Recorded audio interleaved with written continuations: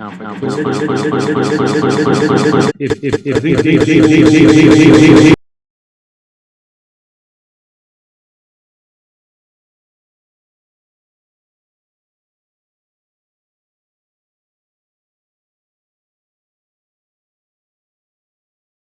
Eagle has landed. Great. All right, I'll call this meeting to order. We are gathered here as the Provo Municipal Council for our afternoon work session. It is Tuesday, April 14th, 2020. It is 12:33 p.m. This meeting will be conducted entirely via electronic means. This meeting is being broadcast live on the web on the Provo City Council YouTube channel, where it will also be available for on-demand viewing, where this meeting is being held via the Zoom webinar service and is being broadcast live over YouTube. I'll remind all of our participants to mute your microphone when not speaking so as to minimize the potential for background noises and conversations to be picked up, recorded, and broadcast. I will announce the names of those present here in this meeting. For our roll call, we have on the City Council, Travis Hoban, Dave Shipley, Dave Harding, Bill Fillmore, Shannon Ellsworth, and Dave Sewell, and I am George Handley. We're also joined by Cliff Strachan, our Council Executive Director, and Mayor Michelle Kafusi. And let's see, who else do I need to announce here? We have a variety of other staff here who are going to be, and Wayne Parker is also present. We'll be hearing from some of our staff shortly. So thank you for all for being here, and we, as always, want to send out our greetings to our community during this time. We hope that you're staying safe and staying home, and that all are healthy and well, and we are mindful of our community at this time. We'll have an opening prayer offered by Councilor David Sewell.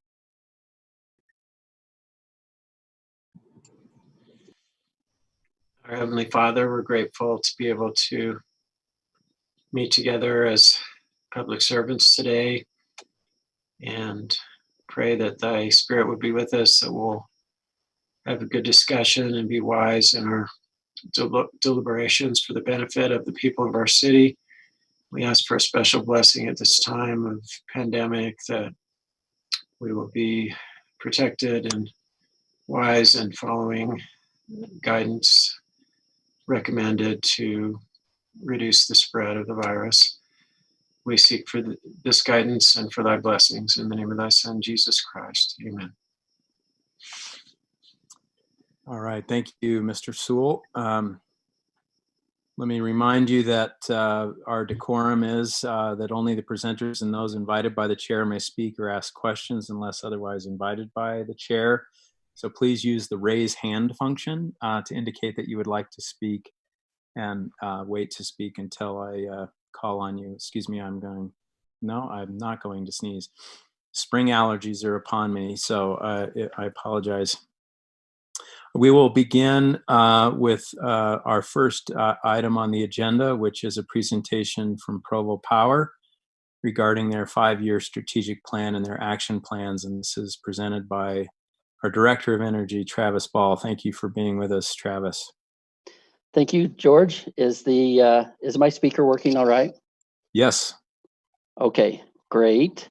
First off, I was a little bit surprised when I saw the agenda. I was planning on discussing our renewable portfolio. That's something that Chair George Handley had asked me to do. So I'm still going to discuss that. Before I get to that point, maybe I'll just go over very quickly some of our strategic plan, hopefully. And can you bring up? It's a different spreadsheet than that.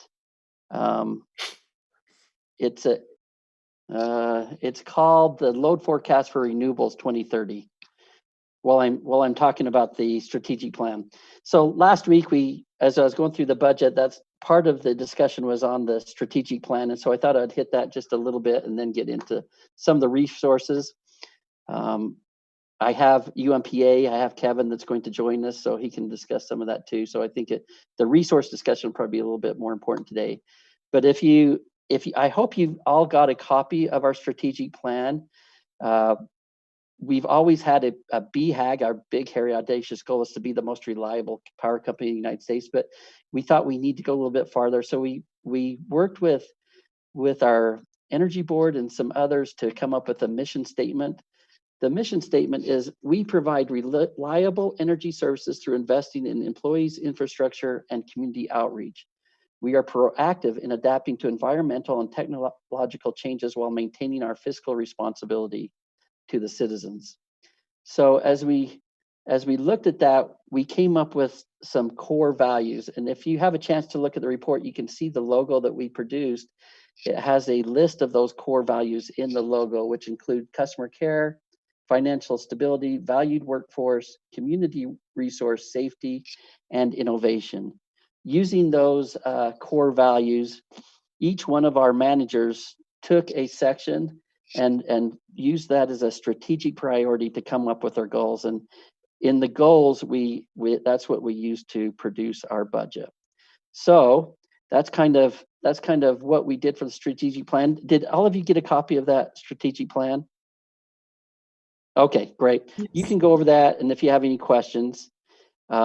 Now I want to move to the discussion we started a few months ago about our goal.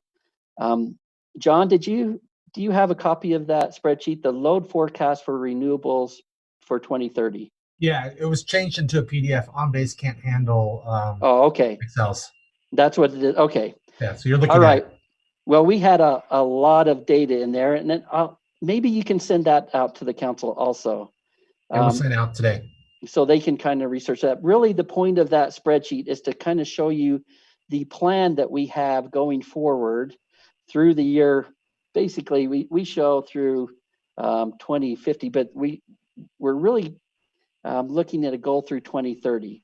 We know what our resources are going to be for the next 5 years. It's pretty well set in stone. What happens is after that 5-year period, we do lose some contracts and we lose some other options. So we need to figure out what we want to replace those resources with in the future. And that's kind of what I'm going to talk today about, kind of what our resources are now and where we're looking to move into the future. It's interesting because when I first presented this spreadsheet a few months ago, right after I presented it, UMPA had an offer to sell some renewable energy credits, and they took that offer and sold some of those. And so it changed some of the assumptions. And so I updated the spreadsheet. Councilman Handley wondered, should we have a goal for more than 50%? But as we started looking at our assumptions and where we are, I still believe the Energy Board had a good goal of setting a renewable energy goal of 50% by the year 2030. Now, I kind of explained a little bit about renewable energy credits and some of those things. You have to understand, when you hear Salt Lake City or Park City, they say, we're going to be 100% renewable by the year 2030. They have a goal like that. You have to understand that's just for city functions, right? That's like for Provo City, for instance, the city uses about 32,000 megawatt hours for all of the city buildings, the pumps, everything else.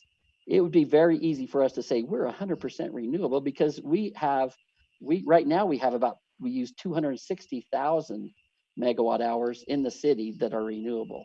So when you're looking at a goal, it's different for us than what it would be for Salt Lake or for Park City, because we're talking about the full city as a whole. And we're not just talking about renewable energy credits to make that up. We're talking about actual energy producing generators.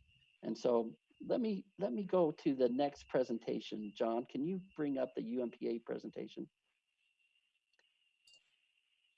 Sorry, right. Travis, can I ask a quick question on that last image though? Sure. Because on that last image, it still looks like 2030, if I'm reading this correctly. including hydro, it still looks like we're over 70% by 2030. Am I misreading that? Well, I don't know. It might be I'm looking at a different spreadsheet. And so it shouldn't be that high. It should be around, if you count everything, that's the difference, because the state counts some things. They don't count hydroelectric that's built before a certain time in the 90s. So we're saying everything, and we're still around about 55% by 2030, I believe. That doesn't match up with what I'm looking at here. So that's what I'm confused about, because do you have the spreadsheet that I sent you? Yeah, let me grab it in real the quick. email. Let's see.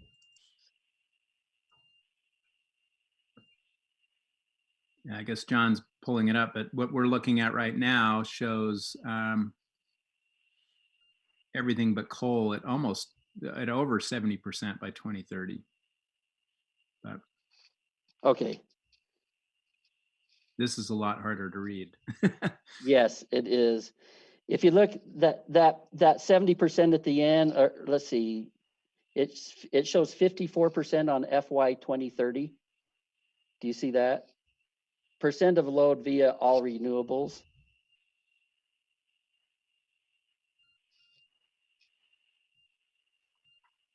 I wish I could point it to it. It's under the FY 30 generation. Yeah, right there. Go down with your mouse. And to the bottom, about 54%. Yeah, right there. But you're saying that's without, that's just what we're assuming is going to happen.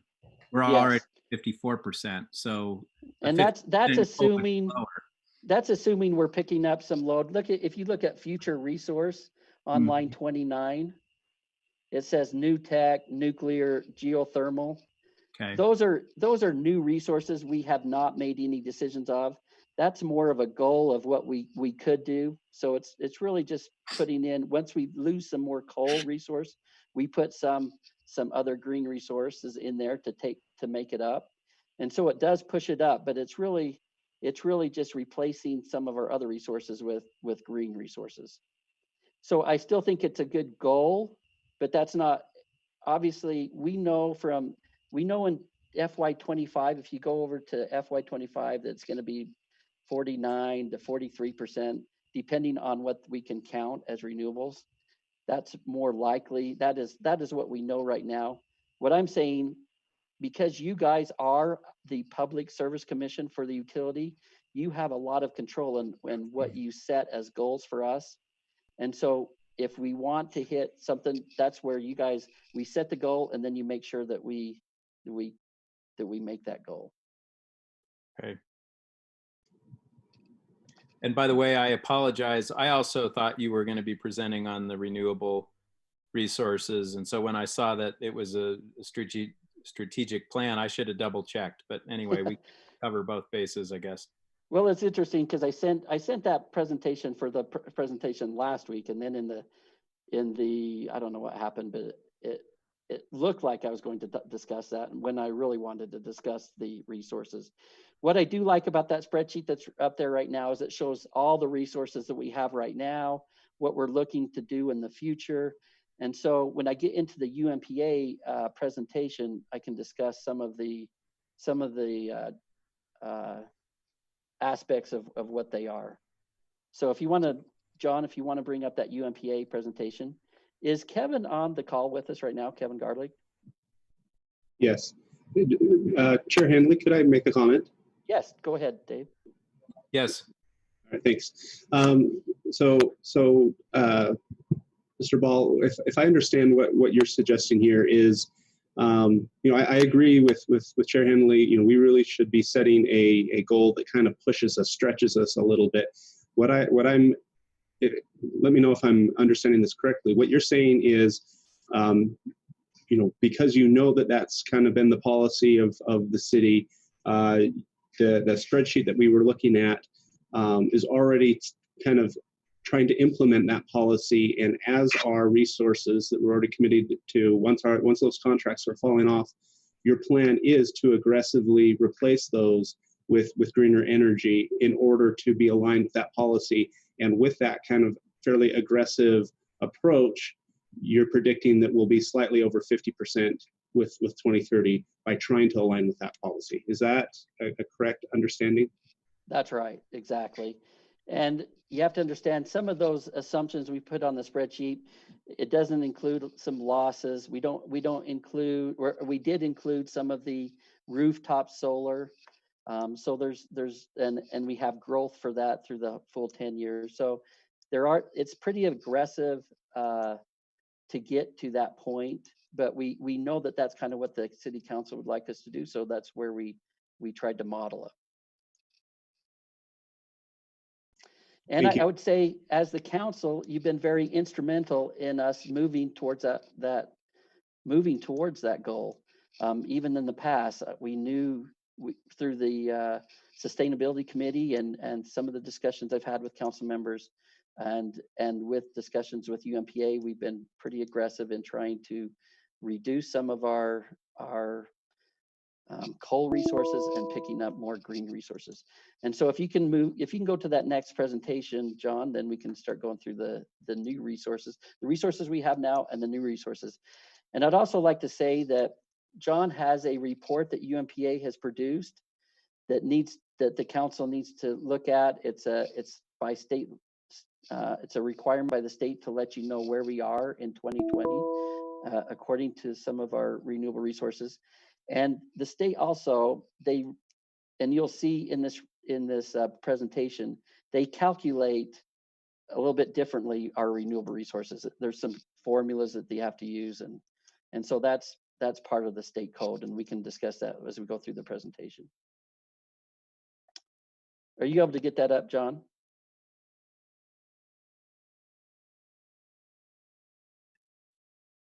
Is John there?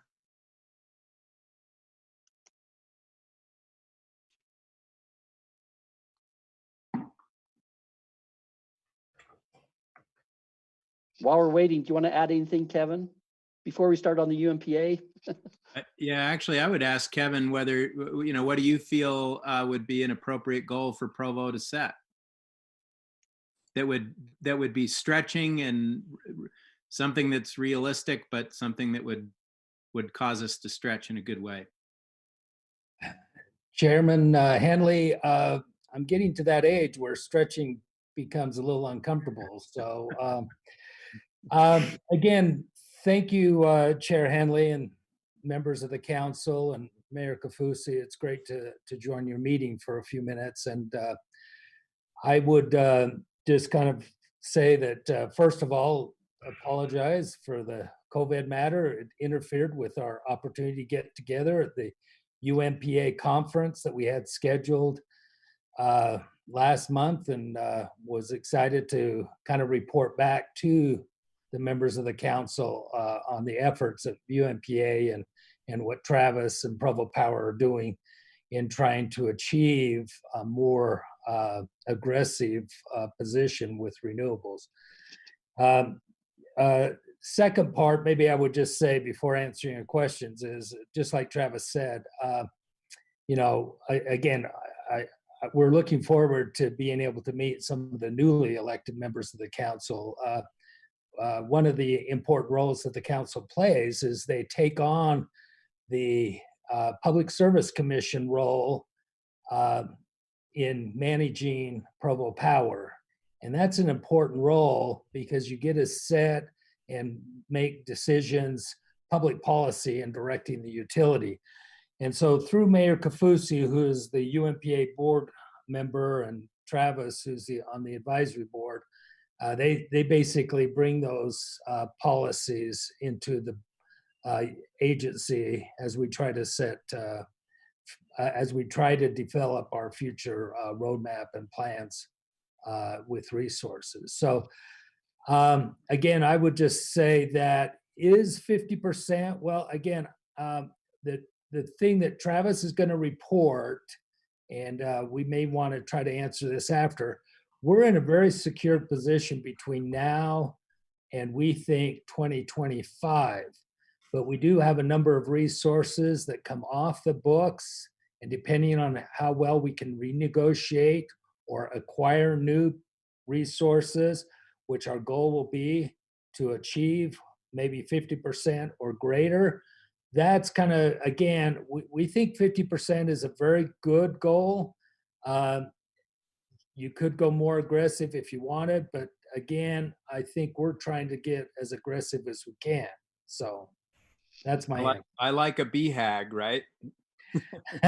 Yes. Yeah. So Travis? Yes. John, can you go to the next slide? I think Kevin actually probably covered some of this on the next slide. For those who are new members of the council, UMPA is Utah Municipal Power Agency, and there's 6 different cities as part of that organization. And like Kevin said, the mayors of those cities usually sit on the board, and then there's a technical committee that helps with that.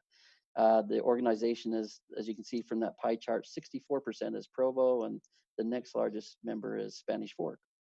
Next slide, John. It is interesting that the state set a goal back in 2025 that we reach 20% of our, let's see, I'll just read it. To the extent that is cost effective to do so, beginning in 2025, the annual retail of electric sales in this state of each municipal electric utility should consist of qualifying electricity or renewable energy certificates in an amount equal to at least 20% of their adjusted retail electric sales. So that was kind of the goal that we were working on the state level.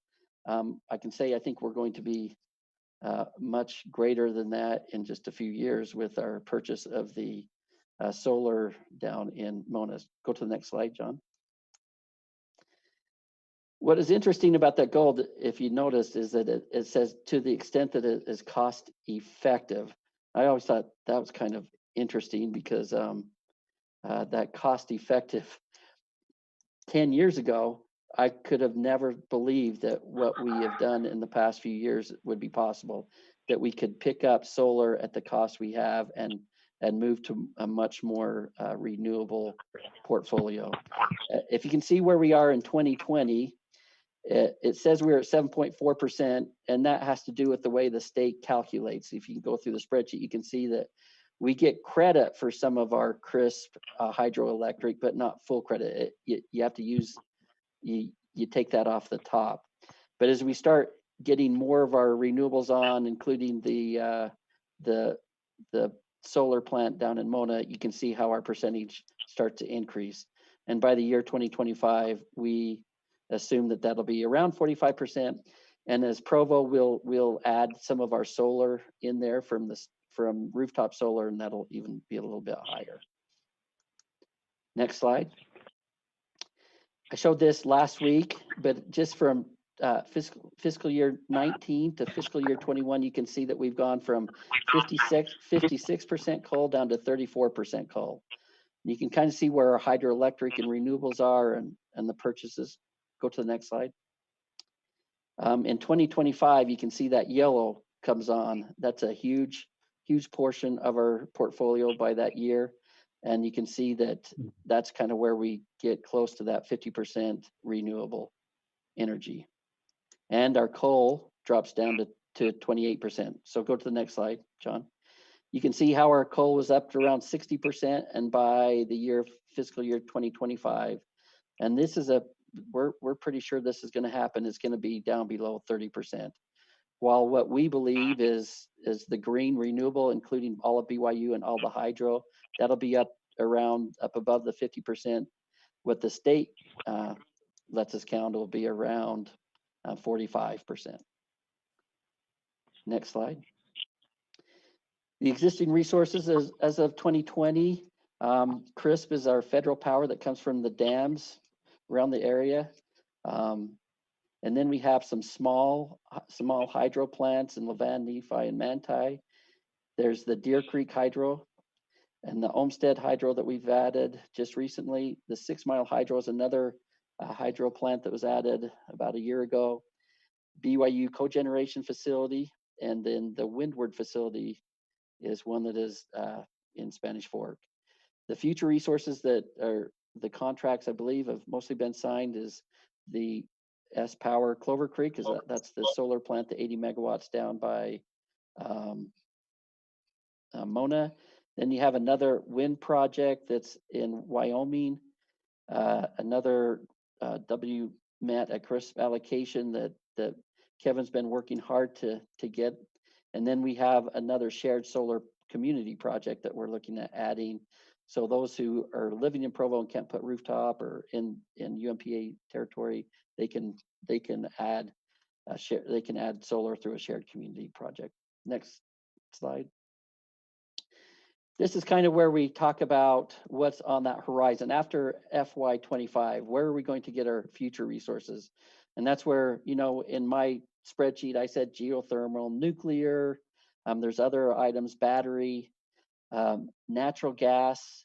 I was thinking about this morning. 10 years ago, I was hedging natural gas, thinking I was a good deal by hedging out a 5-year contract at $6 per MMBTU. And the actual price today is $2 and below. So what I thought was a good deal 10 years ago, not even close today. So we don't know what's going to happen in 5 years, but the one thing that we do know is that we'll try to do an economic generation, something that will be advantageous to the city. There's some retirement of coal facilities where we get to pick up Bonanza. We have in 2025 where we lose some of that ownership, and then Hunter Unit 1 in 2042. We do assume some system growth, and you can see in the pie chart before that there's some market purchases. All of this doesn't even count some of the things that we're doing to do demand side management. We try to do things that help people reduce their energy. And so this is all we're talking about is new generation. John, next slide. And that gets to the questions. All right, any questions for Travis or for Kevin?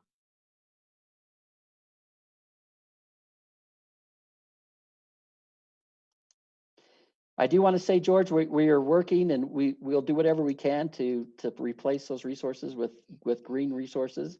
And the report that Kevin made, and I'm hoping that you get a copy. You can read some of the issues that are in the state legislation that we're trying to make sure that if they update, they use our ideas. For instance, letting us use all hydropower as green resource, and also making sure that the council is our public service commission and it's not mandated from the state. Because I think that's the benefit of having local control, and you guys really control what we do here in the power department. So thank you as a council. Well, thank you, Travis. Yeah, I go back to your phrase, BHAG. I love the idea of Provo setting a goal that's audacious and stretches us. I don't want to set a goal that's unrealistic, and I don't want to mislead the public either in terms of what these percentages actually mean, as you were indicating early on. But it still feels like to me that we're unclear as to exactly what I mean, I would like to, as a council, pass a resolution that is a goal for the city of Provo. I'd like to send that message to our community and to neighboring cities that we're serious about it. You know, we've seen with the state bill for those under Rocky Mountain Power and other agencies that they've taken some steps in that direction. Obviously, they have a different system and so on, but I would still. So I'd like to know, if 50% seems like we can realize it without too much stretching, then maybe something higher than that is in order. But I don't know if you or any of the other council members have any feelings about that. Why don't we shoot for a nice round number, 60%? Yeah, aiming for 54 seems like an odd number to choose.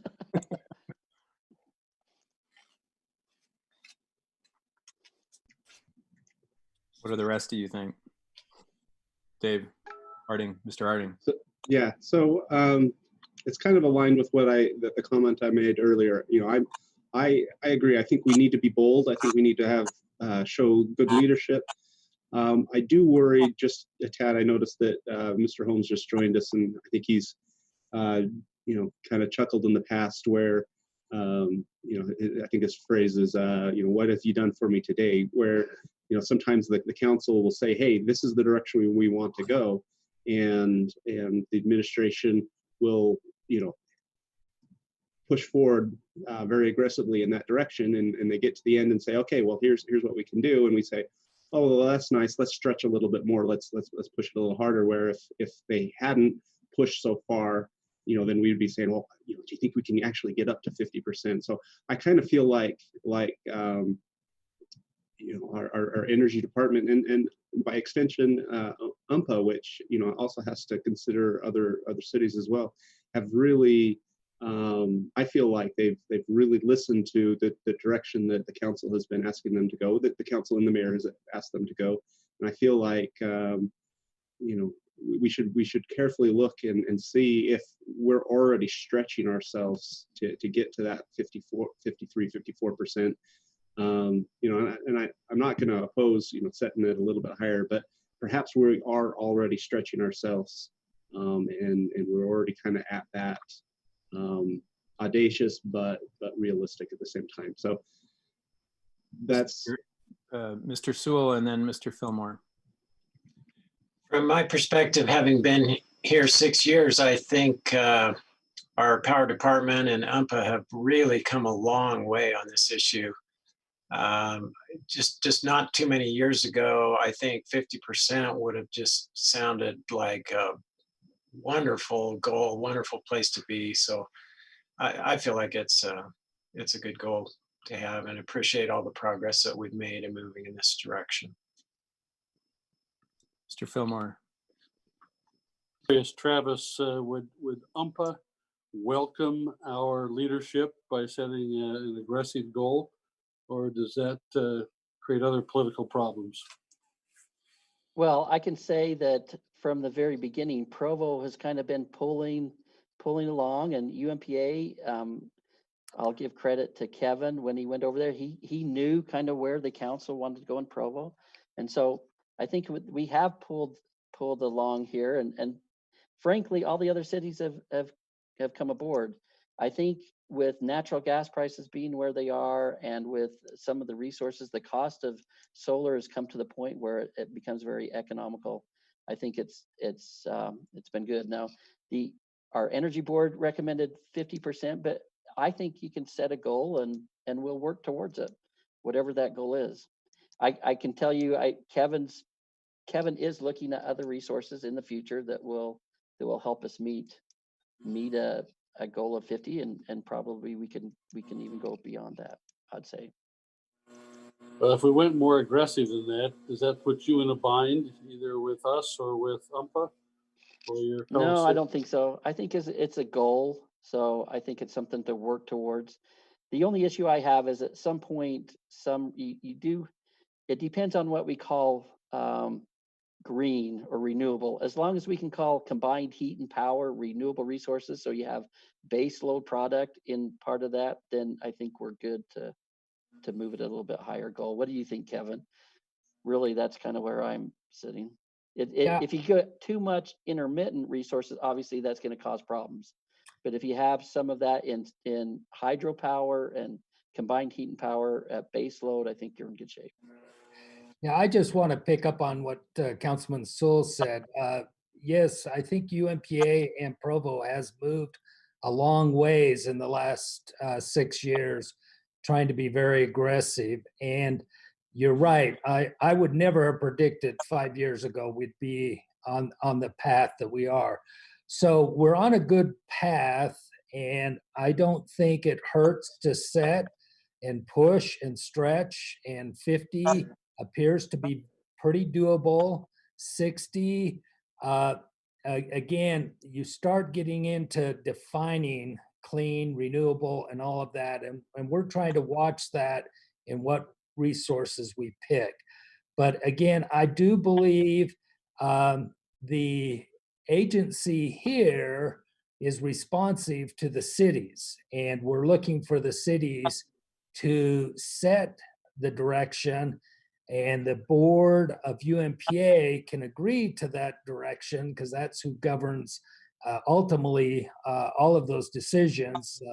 So Mayor Kafusi has a vote and a weighted vote, as you can tell, in driving this direction. So to have a goal, I will just say we support the idea, and to push us above 50, 60 seems to be, again, will be big, but could be done. So it is feasible. It's a stretch, but it's feasible.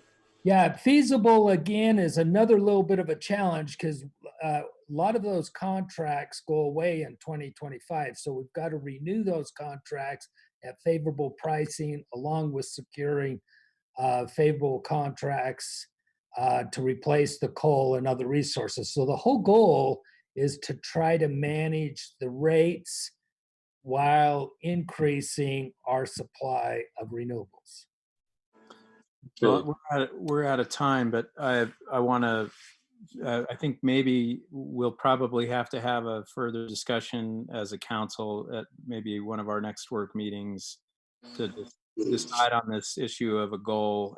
If it's okay with you, Travis and Kevin, that we do that. I think I share everyone's feelings that this is tremendous progress we've been making, and I'm very enthusiastic. If I keep pushing for more, it's only because there's probably nothing else I feel that much greed about than seeing our portfolio really be filled with clean and renewable energy. I just think that's a major accomplishment for our community, and I would appreciate your support and your willingness to work with us.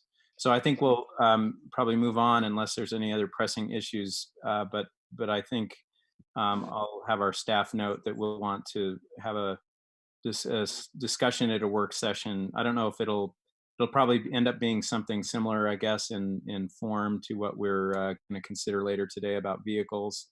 Maybe a sort of a statement of intent on the part of the Provo City Council, and that you, Kevin, can then use, and Travis, in your working with each other. So thank you very much. Appreciate what you do, Travis. You're tremendous, and UMPA is just a great asset. So we're grateful to work with you both. Thank you. Appreciate it, George. Thank Or you. Councilman Handley, I should say. All right. Okay, we'll move on to item number 2, which is a presentation regarding the adoption of policies allowing for the use and establishment of public infrastructure districts, PIDs. And this will be presented by Dixon Holmes, our assistant CAO, and Randall Larson. Greetings, council members. Thank you for taking another opportunity to speak more and to answer any questions that you may have. Again, we're proceeding today based on the conversation that we had several weeks ago, recently, that we received a favorable direction from the council to continue to pursue the use of public infrastructure districts on a limited basis. There was some conversation last time about adopting policy guidelines that would provide the city, both the administration and the council, a direction on how to think about these and what that would look like in moving forward. Brian Jones and I, and then representatives of Gilmore and Bell, Aaron Wade and Randy Larson, who are also on this call today, as well as the developers of the medical school at the golf course, Greg Stewart and John Nemelka, who are also on the call, if you so choose to hear from them. But what I actually would like to do is, if possible, maybe Brian and I could tag team a little bit on some of the conversations that we've had recently and some options or some considerations that the council may choose to take. And of course, Mayor Kafusi and Mr. Parker are also may have some additional thoughts on this, or to clarify how we might continue to proceed down the path of considering the public infrastructure districts, on what limited or basis or criteria that we might use to pursue some of these and the implications they might have for the city.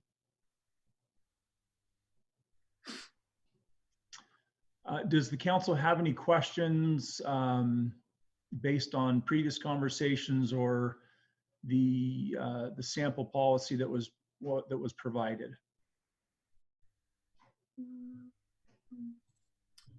Ms. Ellsworth, are you trying Yes. to make a comment? Yes, when I was reading through it, I just had some questions. I think they're pretty straightforward. If you don't mind taking them. Is this just for, is a PID just for the building of infrastructure, or does it also cover the operations and maintenance of infrastructure? It would be for the construction only, to pay for those improvements up front as they're being constructed. So not Okay. ongoing maintenance or operation. Okay. And then another question I had is this a solution for places in our town where the infrastructure isn't necessarily a good investment for the entire city? It would unduly burden other citizens that would never rarely use that infrastructure. And would it primarily put the cost of the infrastructure on the owners of the property in that PID? So I'll start to answer that question and maybe have some of the others jump in. So certainly this is a funding mechanism for public infrastructure and utility. How it's applied across the city in various locations is really needs to be done very judiciously. And one of the things that was talked about in the past and even in our more recent conversations with this group that's been meeting is that one of the concerns is if using this mechanism gets passed on to future end users in the form of individual property owners, say in the form of a subdivision, it's entirely possible that you'd have two subdivisions, one on either side of the street, one using the PID, one not.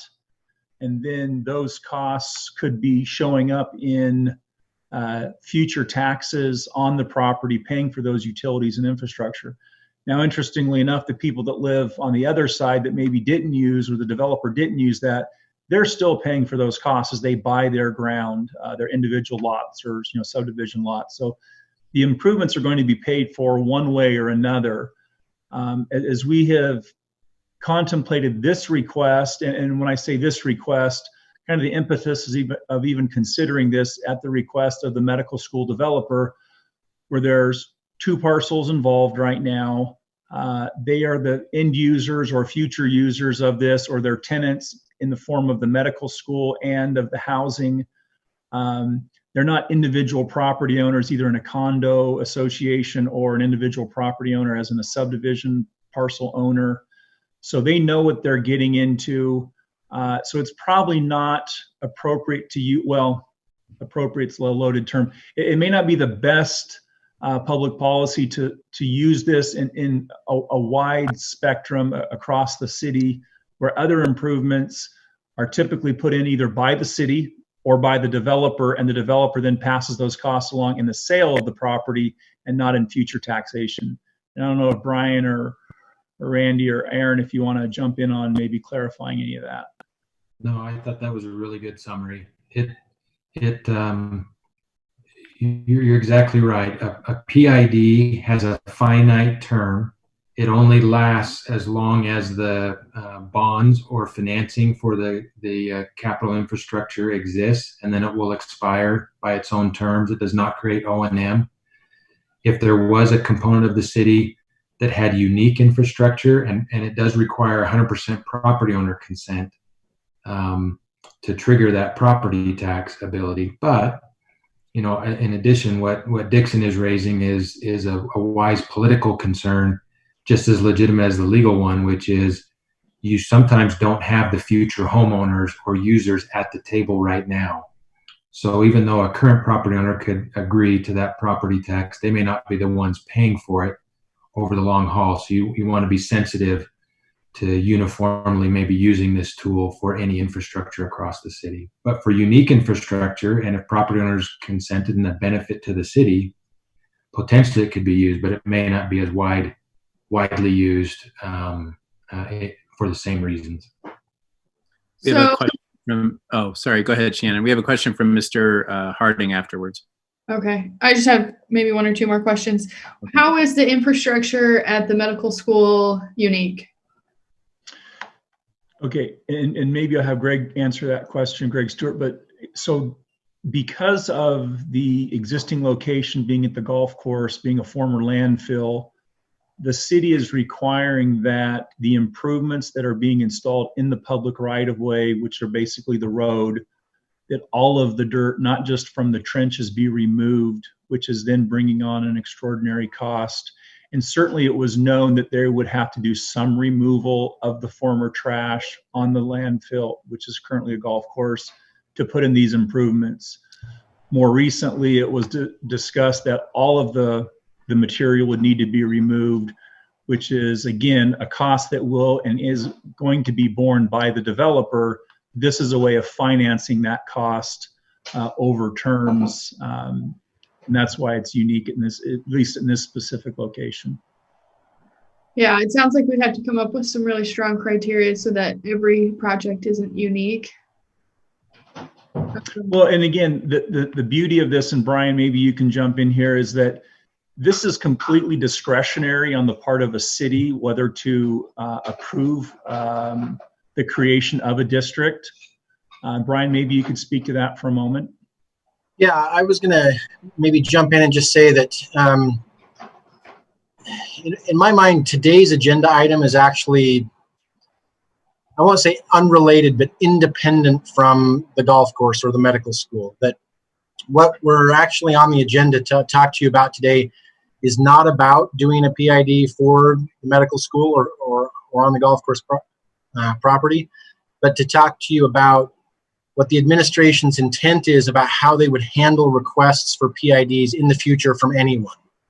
Now, obviously, it's on the agenda because the medical school is the applicant that's going to be applying soon or wanting or making that request soon. But what we really wanted to do to follow up on the previous meeting that we'd had with you about this particular topic was to come back to you and say, now that you've been briefed in the previous meeting about what PIDs are, Dixon and I and others have gone back and looked at what the process for implementing one is, whether for the medical school or for anybody else.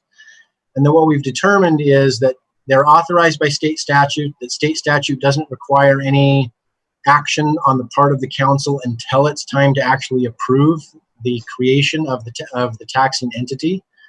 And that therefore, my understanding from talking to Dixon and from his conversations with Wayne is that the administration's proposal or intent is to administratively create an internal directive or policy that will describe how they handle applications when they get one, and that when they get one, whether it's from the medical school or anyone else, then under state law and that policy, they will bring it to the council for approval.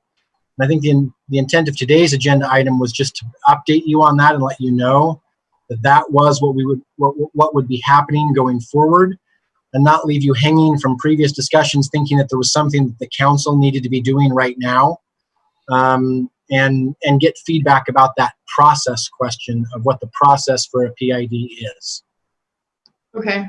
We're operating under the assumption that we want PIDs. And do we feel comfortable that everyone wants PIDs?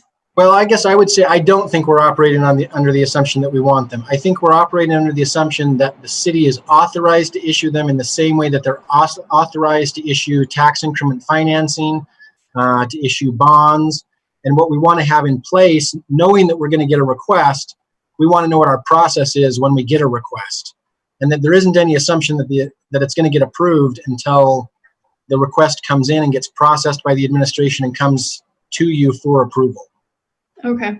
My last question is this. There's hundreds, probably thousands of special service districts in the state, and there's very little oversight over special service districts. And this seems like it's comparable to special service districts. So what kind of oversight or accountability or transparency would this kind of, what a PID have?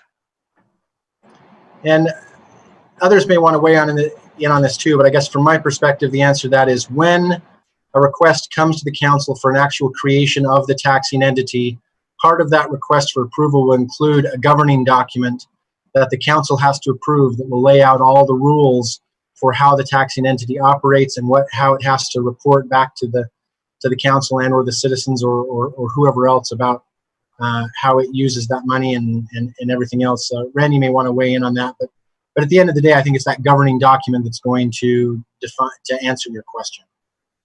Correct. I would, well said, and I would just add to that, a PID is a local district, but with a much more limited purpose than any special service district, because it does not provide O&M and it doesn't have capacity to set rates for services, nor to do any planning, zoning, or permitting. Its sole purpose is to be a financing tool.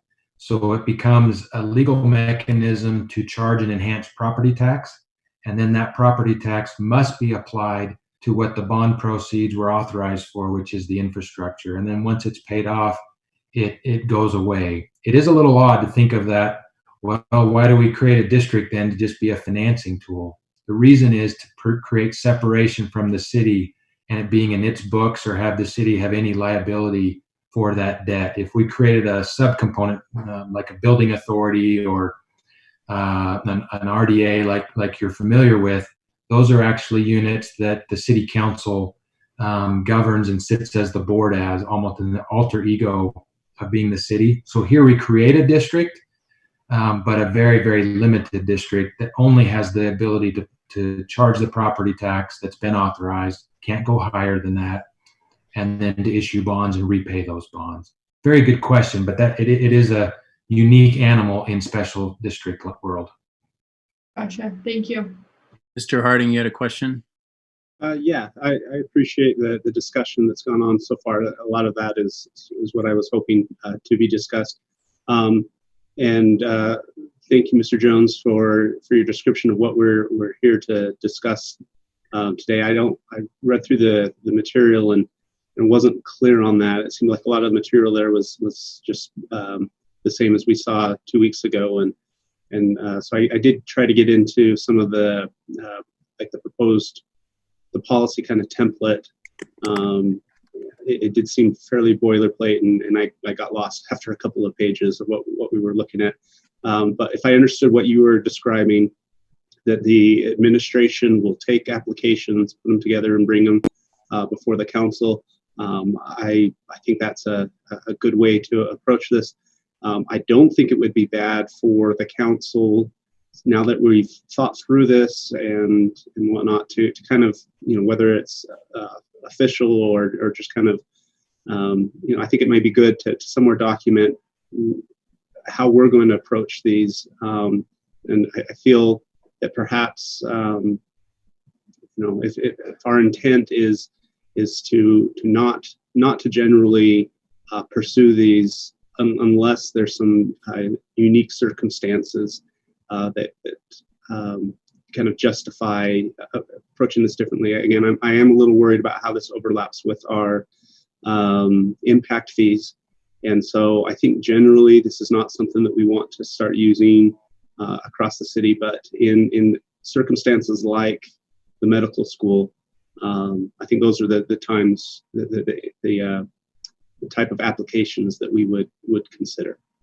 I guess maybe if I can just tack on a question to that for Dixon or Brian.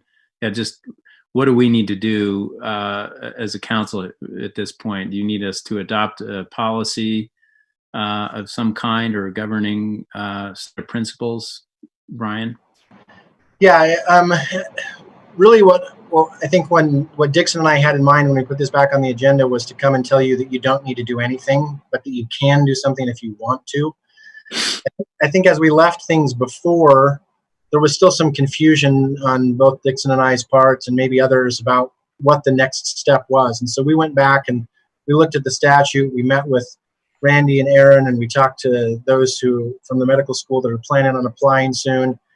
And what we determined based on that was that state statute is already in place to create this option and to govern everything about it, unless you want to impose something that's different than state statute. And so to kind of piggyback on Councillor Harding's statement, well, let me back up and say, by analogy, in my mind, I view this kind of like tax increment financing, right? That there isn't city code that governs that we didn't have to pass any code to enable people to ask for it. We didn't have to pass any code for the administration to look at an application or to come to you with a recommendation. But at the same time, there are cities or taxing entities around that have passed policies that say things like, for instance, if you come to us to ask for tax increment financing, don't ever ask for more than this percentage because we're never going to give you that, right?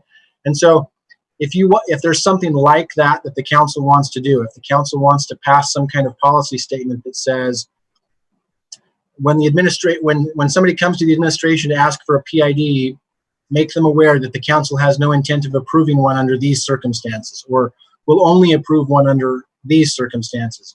It's certainly within your purview to do that, and that would just be a policy statement that the council would need to come up with on their own in making this discussion.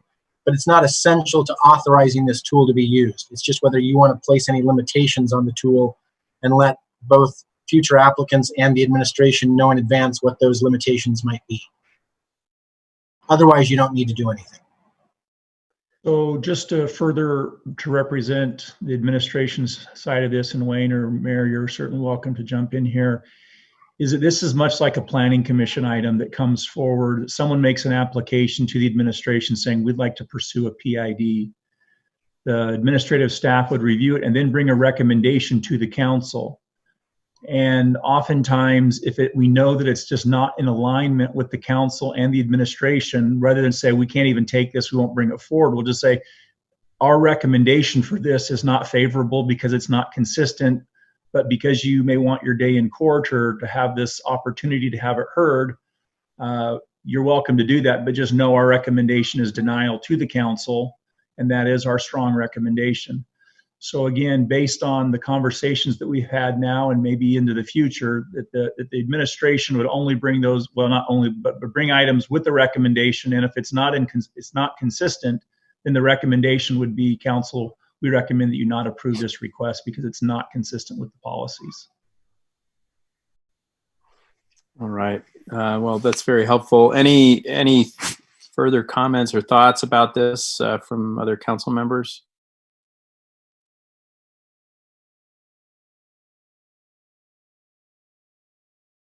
And so go ahead. It would be our intent, the administration, to adopt what we would call an administrative directive, consistent with some of the things that we've already discussed. That would be internal, or it'd be for the administration. Certainly, if the council wanted input or wanted to see what that was, again, it's mostly consistent with what we've already shown you. We may further articulate in instances that we would not have a favorable recommendation or things that we would discourage, but that would be the intent, to adopt an administrative directive that we would then use as the city were to receive a request. Okay. Mr. Sewell. I think this is a useful tool to have in our box generally, and it seems to apply well in the medical school case. But I don't have any specific suggestions for policy parameters at this point. I don't think I do either. I think it sounds like we're kind of inclined to just go forward with your recommendations and take it ad hoc, I guess. It may be that when the first application comes to you and you actually get a chance to review one, that process may bring to your mind policy limitations that you may want to set going forward for future ones. And so that may be the easiest way to approach it, unless you have things in mind right now. All right. Well, thank you very much. I don't see any other comments from the council, so I think that speaks for itself as sort of along the lines that you've just described. And Dixon will welcome any further input from the administration as you move forward. We appreciate the open communication about it.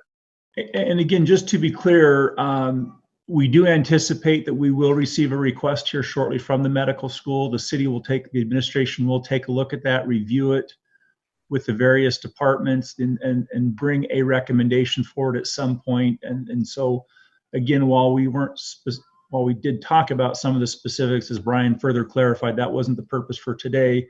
But I also wouldn't want it thought that, well, thank you, this is great, and we'll come back at some point in the future. And that is true, but it'll be more likely sooner than later. Okay. All right. Thank you, Dixon. We appreciate your time, and others who've joined us.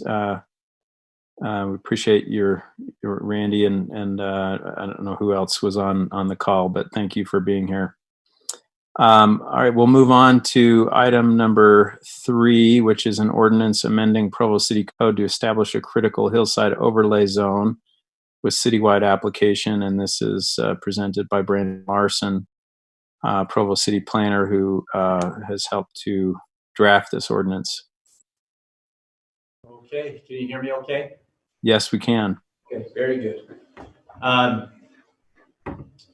Let's see. Can I share my screen? Got a PowerPoint to show you. Does this need to be shared with John in advance, or Send it to me, Brandon. What's that now? Did you send it to me already? Yes, I did. All right, I have it. I could also share my screen as well, whatever. If we can take over the screen, then we can control the changing slides. Is that okay? Yeah, you can take over the screen too. Okay, yeah, I'll do that. I will. You have it, Brandon. Okay, very good. Looks like you can see that from my end.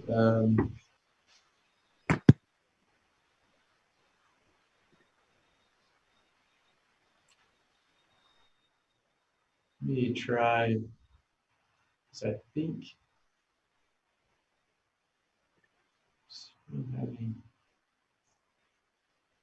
so John, it looks like, I think I'm, let's see, share.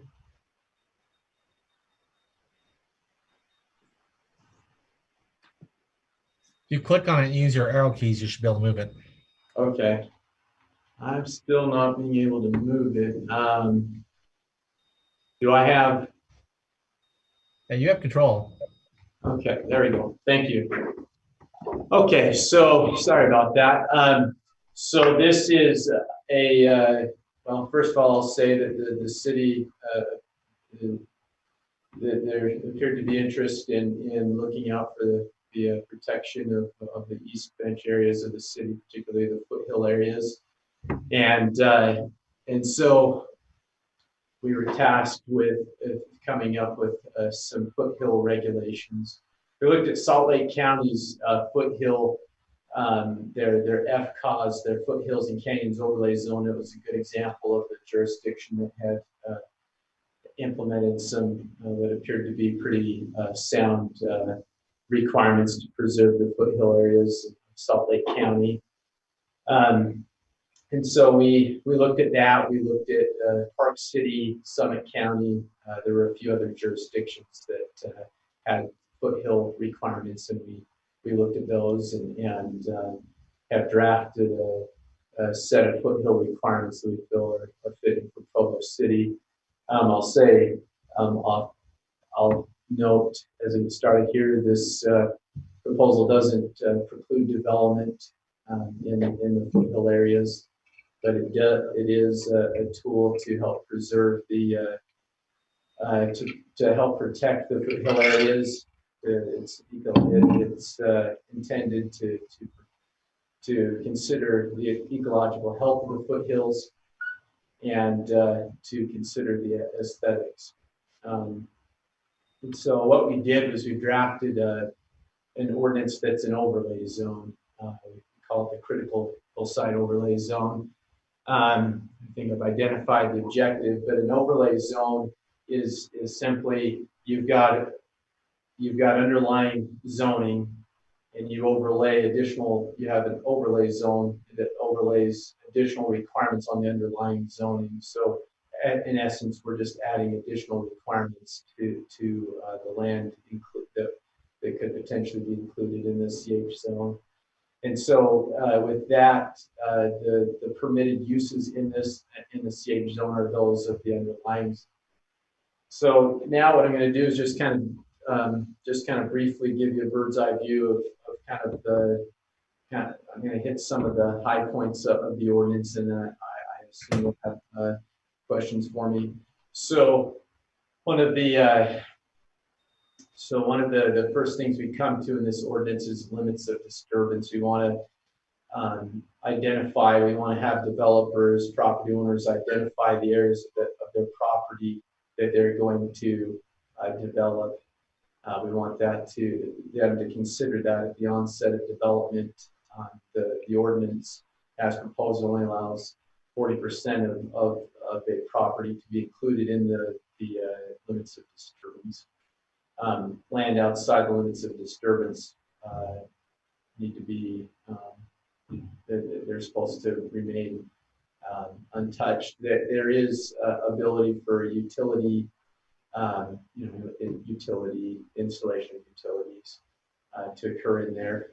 I will say also that relative to the limits of disturbance, that's an area where there's more stringent requirements for the preservation of the vegetation that's existing.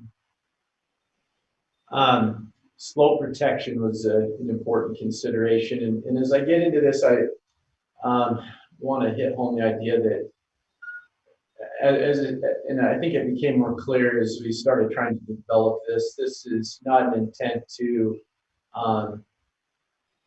the city already has hillside requirements, and they're mainly engineering in nature. This is not so much a collection of engineering standards as it is more of a document to encourage the preservation of the hillside, encourage public access and those sort of things. So I'll make that, I guess, point as I kind of dive into a few things that are related to engineering. But again, want to hit home that a lot of these are aesthetics in nature. So slope protection, we did want to underscore the point that, as is noted in the engineering standards in Title 15, that areas with a slope greater than 30% must remain in open space, whether that's private or public. Title 15, with a few exceptions, does not allow the development of slopes that are over 30%. We also included a requirement that would keep development off ridge lines. We've defined ridge and ridge lines in this code. We want to try to keep development, try to keep view sheds for everyone to see now and in the future. We also wanted to make sure that walls blended with the natural landscape. So there's requirements relative to, for instance, retaining walls that they have to kind of blend, that they need to blend in with the natural landscape. Running along that same vein of blending in with the natural landscape, detention basins need to match the natural landscape.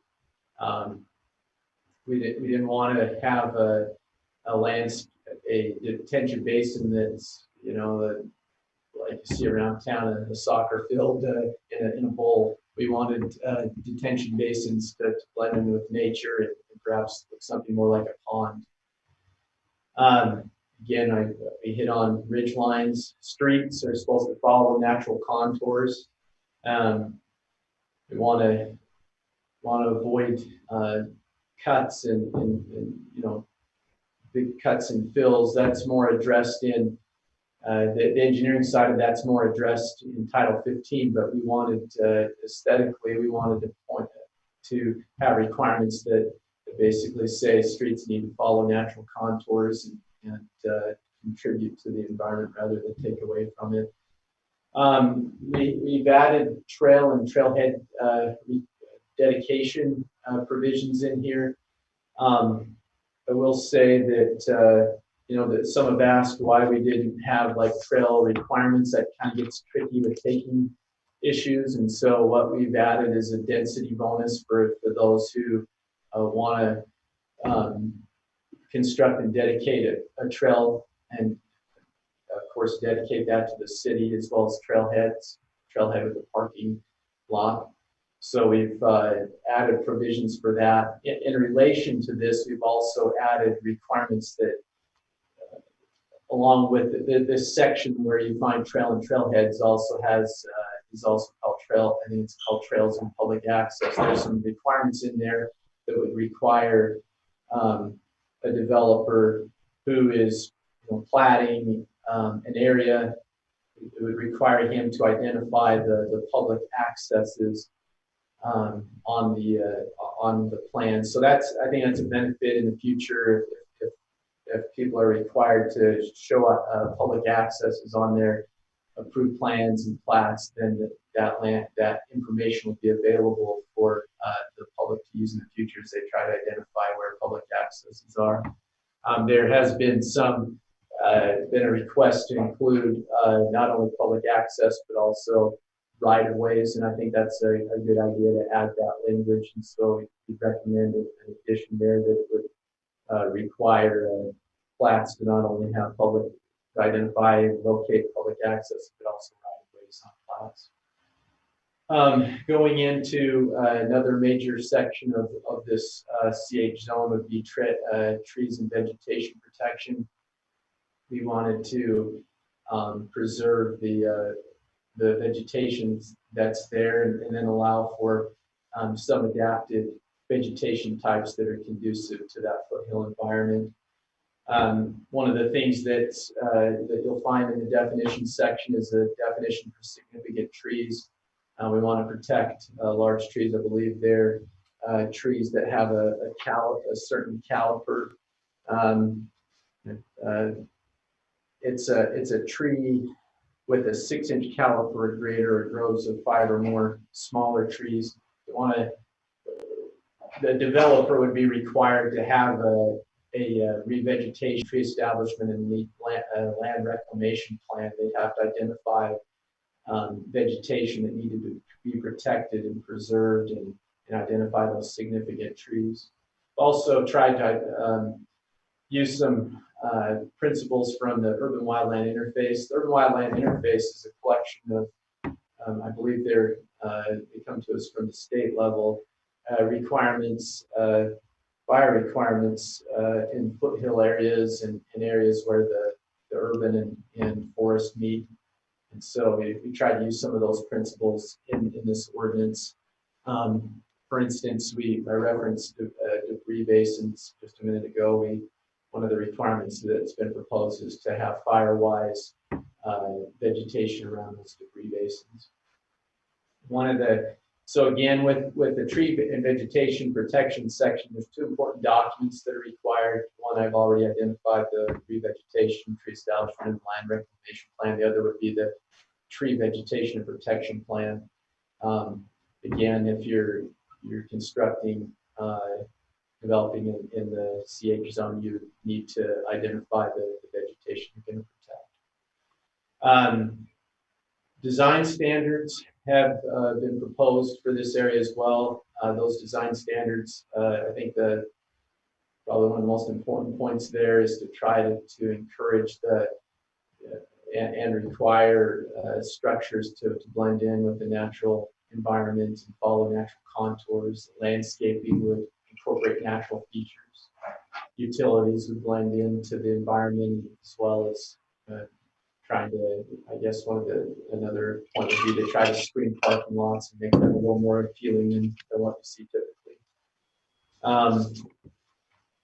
So that's kind of a brief overview. The ordinance does have provisions if someone wants to cluster development. We've identified some requirements for that. Requirements that would still allow a little bit of development, but would allow, but would say, if you're going to cluster, you can't have any more than 30 lots in a cluster, and just require, make some requirements to try to bring about a good looking cluster development. I think that could be a helpful thing to preserve open space in the foothill or in the critical hillside overlay area. So we've with this ordinance, we've tried to to, we've included photos to try to help people get a better idea of what we're requiring. Trying to come up with photos was a challenge. I probably spent about 10 to 12 hours poring over photos that tried to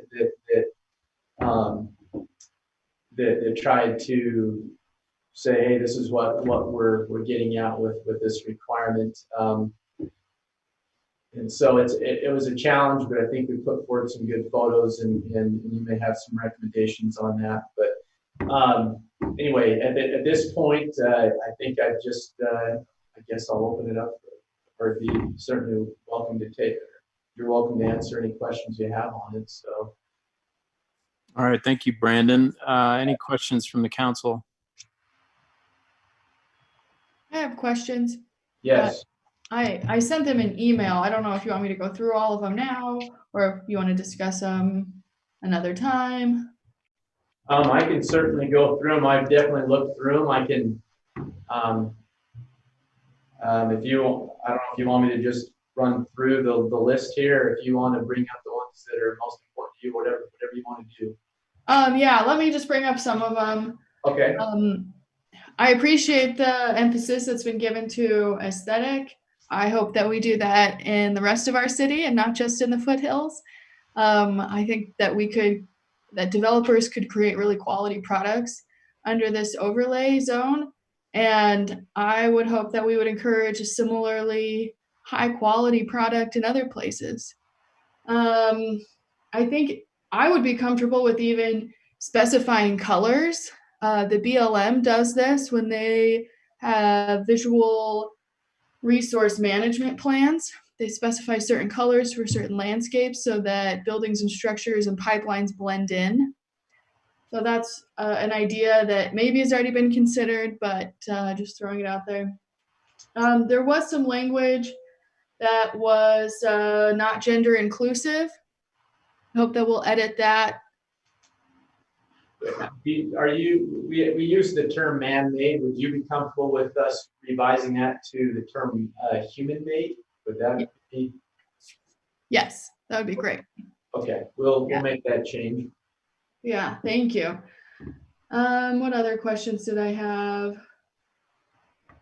Okay, so you said that in the future, there will be an opportunity to apply this overlay zone in parcels that have not yet been annexed. Is that correct? Correct. We had a discussion as we've talked with the Foothill Protection Committee. We've talked about this issue. I think what we've talked about is the idea of following these applications up with another one or two, perhaps a general plan amendment that would basically a policy to say that land that in this general area would come in with the CH zone overlay associated with it. There may be some ordinance amendments that need to go along with that to make that work. But that's generally what I believe we talked about the Foothill Protection Committee recently. I think it also would be helpful to add some language like that to the annexation policy map for areas 5 and 6, or it might only be 6 that this would apply to, but to put something on the actual policy map that talks about this would be helpful also. Okay, thank you. Another concern I have is there's a statement that says structures must be set back from the slopes exceeding 30%. And maybe that's in another part of our code. Where or how far back does a structure have to be set? Yeah, it's contingent on the building code. We're proposing to rely on the building code. The language says that it will be set back according to the building code. I looked at the building code before I got on here with you today, and it's pretty technical. And so we would probably need the help of an engineer to determine what that setback would be. What else was I going to say on that? Yeah, it's fairly technical. I know that section of the building code even says that the building official, as he applies that section, can use an engineer to help him identify those setbacks. Okay, I know that in a follow-up to that, I know one of the considerations there was the setback was there to alleviate structural concerns, drainage, slope, things like that, and that's some of the language the building code used, or some of the considerations that were used in that requirement in the building code. Okay. And then as far as bad examples for retaining walls, just come on out to my neighborhood and I'll help you get some good pictures of bad examples. There's a retaining wall that's probably 8 feet tall, that's probably 5 feet away from a structure, and then the slope of the earth above that retaining wall is pretty steep, probably at the angle of repose, and so it just creates this like dark cave next to a first floor residence. So if we avoid something like that by encouraging stepping at 4 feet instead of an 8-foot retaining wall, I think that would be a little bit better. What other concerns did I have? Could I address that one really quick before you move on? So when we originally proposed this, so this thing has been amended quite a bit since I sent it out to, originally. This actually originally did have some step back requirements, and it was only limited to retaining walls. They could only have two. You could have one 8-foot retaining wall, or if you had more than one, you could have no more than 2, and the 2 walls couldn't be more than 6 feet. That requirement was stricken because the Public Works Department pointed out that it might be wise to add some flexibility in the ordinance, particularly when we added the allowance for vertical walls, and the reason why is because with retaining walls, especially if there's no limit on the number of them, it could end up impacting a pretty large area if you just have a wall that just keeps stepping back and back, and it has a lot. That type of wall would have a large footprint, and so we added a provision to allow a vertical wall so that there'd be an opportunity to allow for a wall that would have a lesser impact than a large vertical wall. So again, we added requirements that those types of walls blend in with the environment, and so we definitely don't want a big dark wall behind you, behind a complex or anything like that. But I did want to let you know that originally we did have additional requirements in there. And originally there was no vertical wall allowance in this code.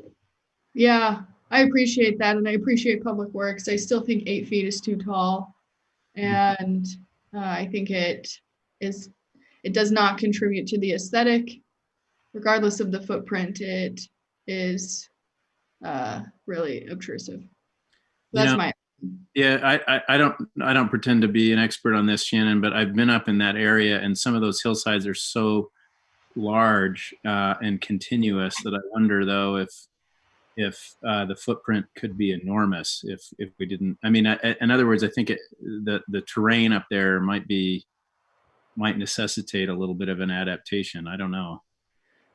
Yeah, and I'm not an engineer. I just don't typically take design advice from an engineer, but and I work with engineers. I like them a lot, but I just don't think that it's going to be any better, right? So if you had these steep grades, you have a long wall, a high wall. What's the difference between that and a stepped wall, except for that the stepped wall allows a little more natural grading? But we can move on. Okay. Sorry. Oh, are you done with your questions or no? Just a couple more. Okay. You addressed the trails. I hope that either development services or long-range planning can be involved with trails approval. Here it says engineers would be involved and Parks and Rec. And I think the planners can also tie in those trails to important destinations. And then a lot of the photos had lawn and turf. Hopefully we can de-emphasize lawn and turf and encourage native plantings, which I think you did fairly well. And then my last concern is that where I live up on a hillside, there are power lines, and the power poles have been excavated around. And so there's a mound of dirt, probably 4 to 7 feet tall, supporting one power pole. And then the rest of the development is 7 to 4 feet below the base of that power pole. And I can send you pictures if that's helpful, but I don't think that that's a development pattern we should continue. It looks really poor. If you send a picture, Shannon, that would be helpful. Thank you. Yeah, I'll send you a picture. That's it. Thanks all for your help. Thank you. All right. Thank you, Mr. Harding.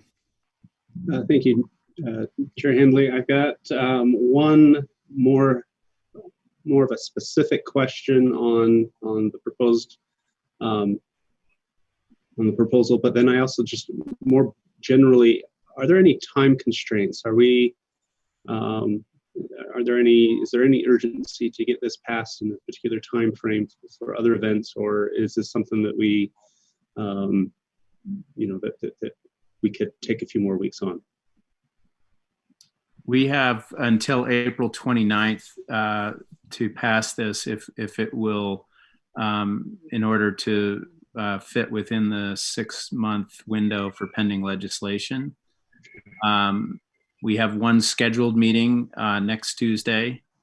So, ideally, we would like to have it passed by next week. In an emergency, we could create an emergency meeting prior to the 29th and after the 21st. But essentially right now, we've got today and next week for this, if we want to meet that 6-month window. Okay, thank you. That was very helpful.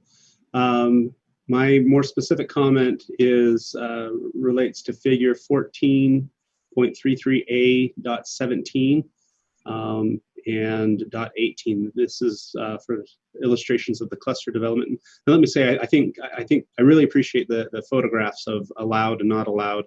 That does make it easier, at least for myself, to understand.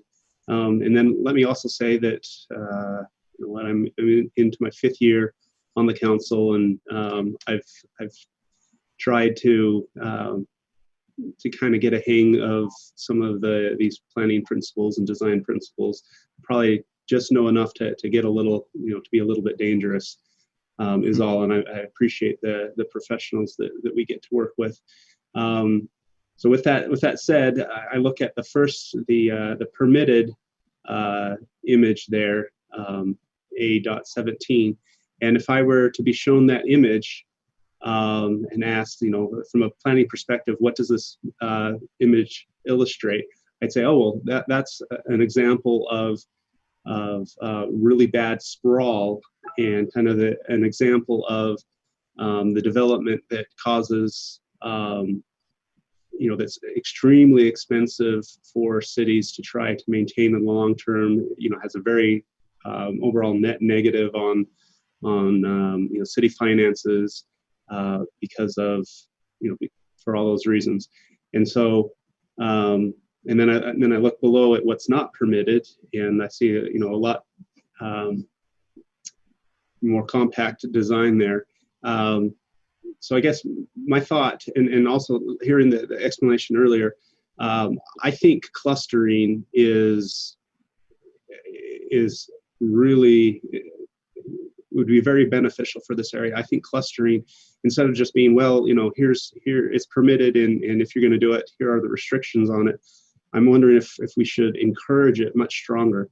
And my understanding of clustering, and maybe there's some different understandings to it, but my understanding of clustering is it would not increase the number of units that could be built, but would trade off kind of uniform spacing, where you might get the whole hillside dotted with structures, and you can pull them into small clusters, and then leave large swaths of the land undeveloped. And I think, as long as we're not talking about increasing the number of units, I think that's something that we really should encourage. I could kind of see a hamlet being built in a slight depression, and we could get most of the units of a development in there, and it may not even be visible from the outside. Would significantly decrease the infrastructure costs, would increase the beauty of the area. So I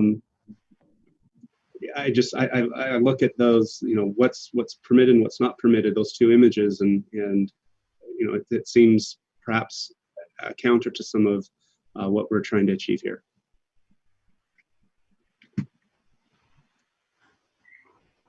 I don't know if Brandon, you want to respond to any of that, or should we go on to another question?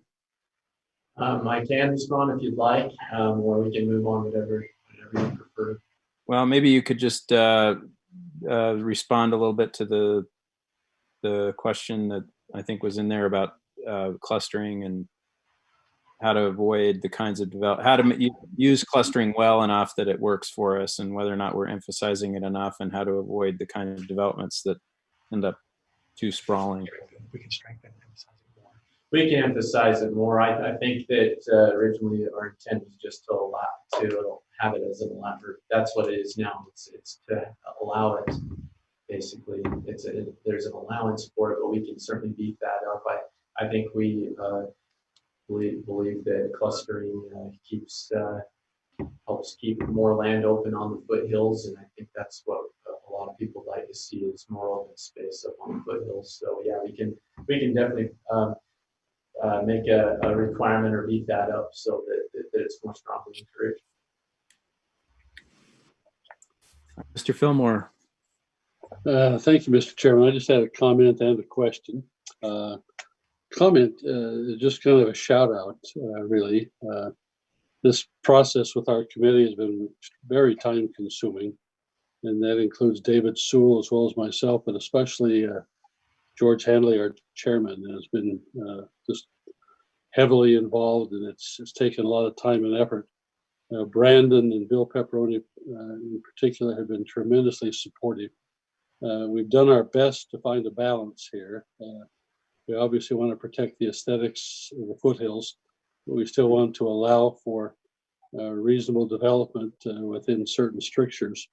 There's some issues there that aren't always easy to resolve, but I felt like we've come up with a nice package. My question is this, it goes to you, Mr. Chairman. Shannon in particular has raised some points that might be some of them a nice refinement to the ordinance. I'm just concerned about how we adapt those and vote and still come within our time frame. I certainly don't want to go outside the 29th. Are you comfortable that we can address these minor refinements and still come within that time frame? Yeah, I think so. I mean, of course, we're still in the middle of this, and we'll discuss it further tonight. So I was kind of, waiting to see what the concerns of the council were, to see if we, needed more time. And assuming that we did, we could work on a revision in the next week and have it ready to look at again a week from now. And like I said, in an emergency, if we felt like it wasn't ready to pass even next week, we could create an emergency meeting to tackle any remaining questions. So my hope was that we would, get as many concerns out on the table now. I know we're under a timeline. We don't want to do this in a rushed fashion to the point where it compromises the quality of what we're going to put forward. So we're just going to need to try to balance that. But my sense is that we've got the time to be able to put it together. And I guess I shouldn't call it an emergency meeting, but a special meeting that we would need. Yeah. Okay. I guess tonight I expect we're going to have a fair amount of public comment, and so it would be helpful rather than have a big council debate tonight, if we could get more input from other council members right now, I think, of any concerns or questions they have. Mr. Shipley. Yeah, I first of all just really appreciate all the effort that's been put on this. I'm not a planner. This is way beyond my breadth, so I'm reading things that don't make a lot of sense to me. But generally, it looks like it was a significant collaboration between administration and the committee. So I really appreciate all the effort that's been put in. Can you just help me understand, looking at the map for the boundaries on it, how we came to those boundaries generally, and just give me some more feedback on that? Yes, would you like me to go into, that's the next item. Would you like me to go into that now? No, wait for the next item if it's next. I think that might be better. Any other questions about the ordinance as you've looked at it? Any other concerns? Brandon, maybe one thing you could help us get a clear sense of. Oh, Mr. Sewell, go ahead. Well, my question relates to boundaries also, so maybe we should wait for the next segment of the presentation. Okay. My question was related to a conversation I had with Mr. Sewell earlier today. You know, as always, some people are going to feel like they were left out of the conversation, that this was rushed. There are some property owners whose properties will fall within the boundaries of this overlay zone. Some of whom showed up at the Planning Commission meeting, but I'm just wondering, Brandon, what report you can give us about how extensive the feedback has been. Have we been successful in reaching everybody? We've just, I guess behind my question is that we've heard from some landowners who only found out about it relatively recently, and we just want to make sure that their input and feedback has been solicited. Yeah, well, we received a little bit of feedback from the public regarding the text amendment. I think it was kind of polarized, really. We had a number of people who were really in favor of preservation of the foothills, and they were complimentary of this effort, and then there were those who were concerned about the effects it would have on existing properties. There's, I'd say, several hundred existing lots in this escape zone that would be affected by this proposal.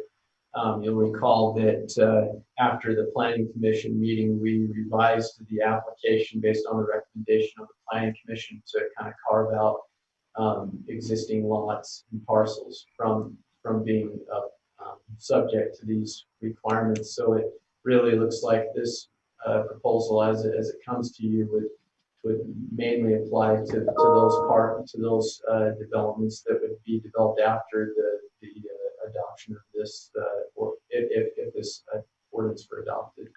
So at the Planning Commission stage, we did get input from three members of the public I can think of specifically, and we made changes to this ordinance based on the input that was received. That they were good comments and thoughtful comments, and it was helpful to the ordinance, I think, to make some amendments based on that input.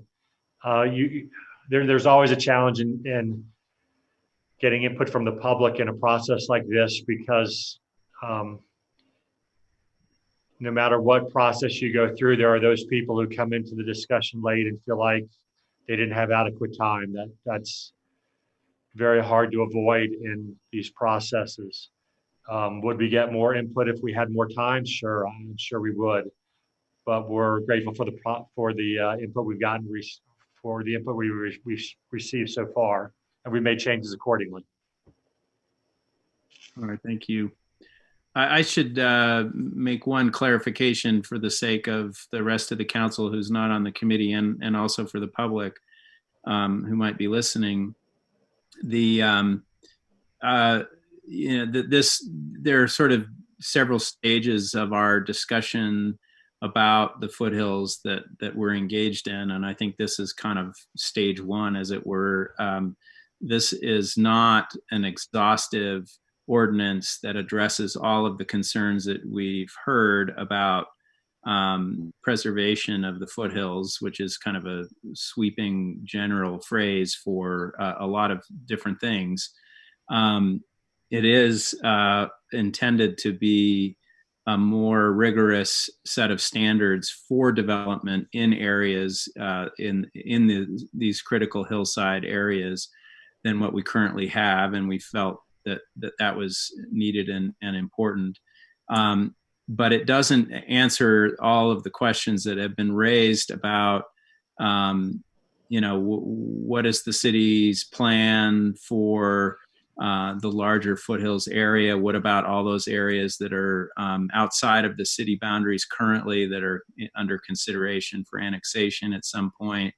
What are the city's plans all the way up Provo Canyon, all the way up South Fork Canyon with regard to currently owned properties by the city and other areas? And that's a bigger and broader conversation that we still need and want to have. And we think that will be a really robust and productive conversation.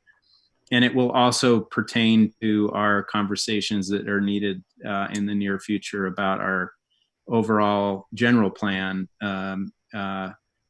overhaul that we have talked about needing in the near future. I am curious, Bill said something earlier about the policy map areas 5 and 6. And my question is, short of rewriting the whole general plan and having those big, broad conversations, is there a sort of an intermediate phase where we could go in and look at those specific areas and rewrite? I didn't quite catch what you were saying. Rewrite the policy map so that we lay down some intentions with regard to those areas in relationship to this ordinance, assuming we pass it. Anyway, I'm just wondering if you can enlighten me a little bit about that. Yes, as you know, Gary McGinn's been on the committee, the Hillside Committee, and some of the suggestions Gary has made has been for just that. Some amendments to the general plan, some amendments to 1517, which is the city code that talks about general plan, but then also the annexation policy map. Each of those areas on the map has some language that talks about those future annexation areas. And it seems to me that it would make sense on areas 5 and 6, or it might only need to be area 6, but to put some language in there about future annexations and about land that's currently in federal ownership right on the annexation policy map, because that just helps transfer that intent to the public. I see Gary's online, and so if Gary, is there anything you want to add to this, please jump in. Yes, we are right now working on an amendment to the general plan where we would go into our annexation policy declaration. State law requires, before we can annex a piece of property into our city, we need to declare in our annexation policy our intent towards it and how that property would be treated. And so we would be coming forward here in the next month or so to the Planning Commission with an amendment to that. At the same time, we'd also like to amend Title 15, Chapter 17 to put in some language so that when property in that critical area does come into the city, that those new properties as they're annexed would have that critical overlay zone placed on them. Excellent. That's very helpful. Any other questions for Brandon or Bill or Gary or David Day? All right. Well, we will be discussing this later tonight. Obviously, we appreciate very much all the hard work. Mr. Sewell has a question. Oh, I thought there was going to be some more discussion on the boundaries. My question related to the 4875 height limit for the boundary. I got a call yesterday from a property owner who has property that line goes right through his property. One comment that he got from some of his neighbors was it was a little hard to tell from the map exactly where that line is. So some of them were wondering where it was in relation to their property lines. So that's one question. And then the the other one, in his case, he has a property that is fairly gently sloping. No part of it is more than, according to him, no more than a 10-degree slope. And the majority of it is below the line, but maybe up to a third of it is east of the line. But if you were to sit there and look at it, you wouldn't really think of it as a foothill because it's relatively flat and very gently sloping. And so he was wondering, you know, should that line be moved in certain cases when there isn't really a significant change in elevation? Or I don't know. I know it would be very difficult to draw it around property lines in different places. And I appreciate the advantage of the uniformity of using a height, but there's also some drawbacks to that as well. So I just wondered if maybe Brandon had any thoughts on that, or Bill. Brandon, let's officially consider ourselves having moved on to the map item on our agenda. Oh, is that a separate agenda item? Sorry, I forgot. It is actually, but that's fine. Yeah. Okay. That sounds fine. Would you like me to kind of show you the map a little bit, and then we can dive into some of those questions? Or if you're okay, that's what I'll do. Is I'm going to just touch on a couple of points, and then show you the map, and then we'll dive into those questions. So we did use the elevation 4875 as one of the key boundaries for this proposal. That's an important elevation in providing water in the city. I think it's David Day could speak a little more to that if needs be. We also, another important line we tried to identify was where there was a division between public and private land. What we did was we included everything that kind of on the eastern end of development in the city on the foothills. We tried to include everything that was privately owned, with the exception of the BYU Y Mountain parcels. We tried to include them in the CH zone because, again, the CH zone doesn't prohibit development. It just adds some additional requirements. And so we tried to make sure and also knowing that there had been some discussion about potentially the potential for limiting development beyond the CH zone. We wanted to make sure everybody that was public, or rather that had every private property owner was included in the CH zone. So those are kind of the two key boundaries. After we went to the Planning Commission, they were concerned about some additional foothill areas in the city that were not included. Again, it's a real challenge to try to figure out what land included this, and we wanted to try to be objective, and so that's why we used an elevation and also public and private, that line between public and private property. The Planning Commission identified some of these areas. The Public Works Department went back and based on that recommendation and identified some additional areas to include.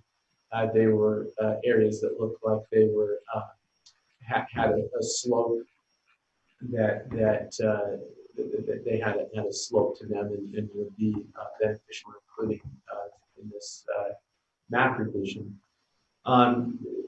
Trying to map this out again was a challenge that we came to. For instance, the state hospital property, that the parcel that the state hospital sits on actually goes way up the mountain, and so we didn't want to include all of it in. So we identified another elevation there and used the elevation 4750 to cut out some of that parcel. After we added that additional parcel to or that additional land recommended by the Planning Commission, we ended up with approximately 202,060 acres in this proposed boundary. I will say the problem with adding additional land at this point to the proposal is when we send out noticing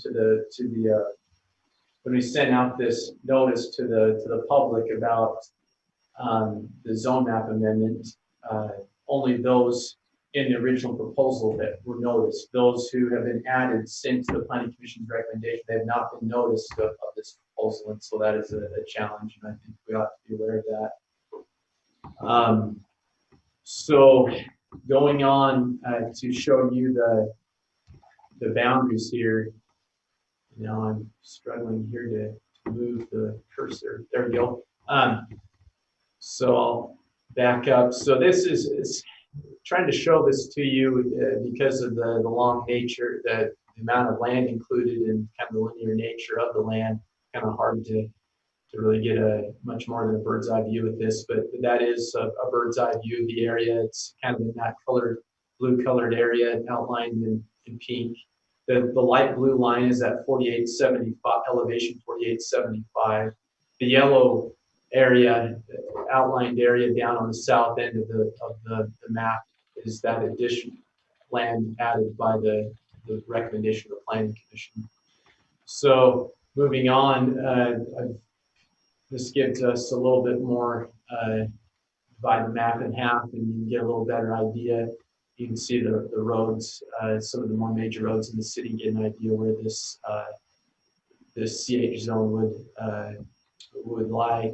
And back to Councilor Sewell's question, it is a challenge with the large area. Trying to show this on a map for a broad audience is a challenge. But what I did with Miss Rachel Luke, the neighborhood chair of the Rock Canyon neighborhood, we have this data available, and if someone wants more specific information, we have the ability to show them on a more zoomed in map where this property lies more specifically. So yeah, we have the ability to zoom in more specific areas. And so let me go back again. On this side of the map, there really isn't much of any additional land on this side, except for that little bit of yellow on the bottom there. But you can see we basically are following 4870, 4875 here, and then the private property, public property line just kind of comes this way. There's any land that was in the city that was private was included. There is some private land right here in this general area, if you can see my cursor. That is county land, and so it wasn't included, but that can certainly be addressed again with that, with the annexation policy map revision. Some asked why we didn't include this area through here in the map, and that's simply because it's not in Provo City's jurisdiction. The area kind of on the far north of the city. But again, that could be addressed through a policy amendment. Going down on the south end of the valley, this is the area that received a big, there was, this is with the Planning Commission, this is mainly where their recommended addition came.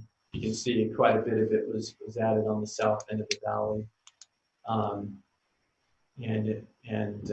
So what I'm going to do at this point is actually give you more of give you a view using Google Earth. These are just slides, so I don't have Google Earth open, so I can't zoom in on anything, but I tried to hit the major points, zoom in on the major points going north to south down the foothills. So this is just kind of a bird's eye view, giving you some relief in the background there. So this is the very north end of the zone area. This is again right at the mouth of the canyon. This is the Provo land that's in Provo City's colored in blue. The rest of this is just county land. Well, some of it is private and some of it is public, especially more in this area. And then now we're getting a little farther south, mainly looking on that property running along Canyon Road. And we go a little farther down now to Sherwood Hills.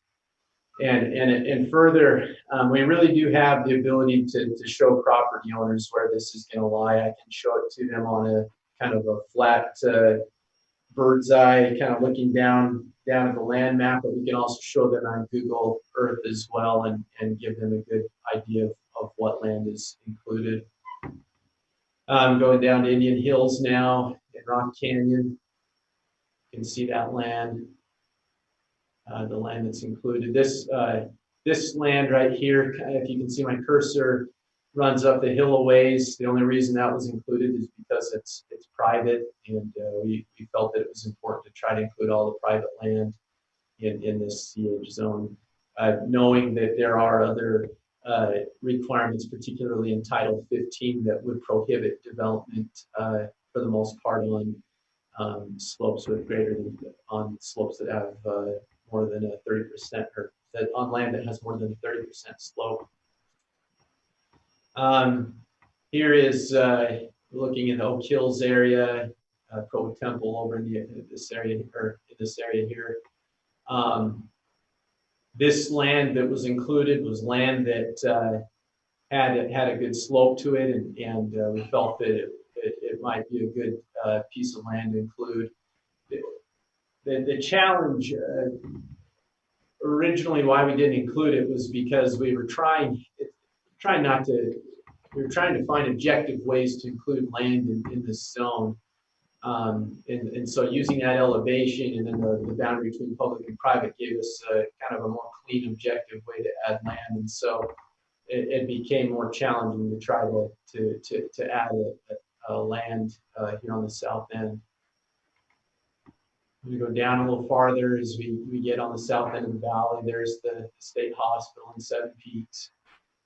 And now I'm going to, the problem originally, 4875 was supposed to be the western boundary, and the private public line was supposed to be the eastern boundary, but in this area, those two lines kind of flip and kind of go back and forth over the top of each other, so we couldn't have a definitive eastern and western boundary, or say that, hey, we're going to use this set of parameters for the western boundary and this set of parameters for the eastern boundary. It just was difficult.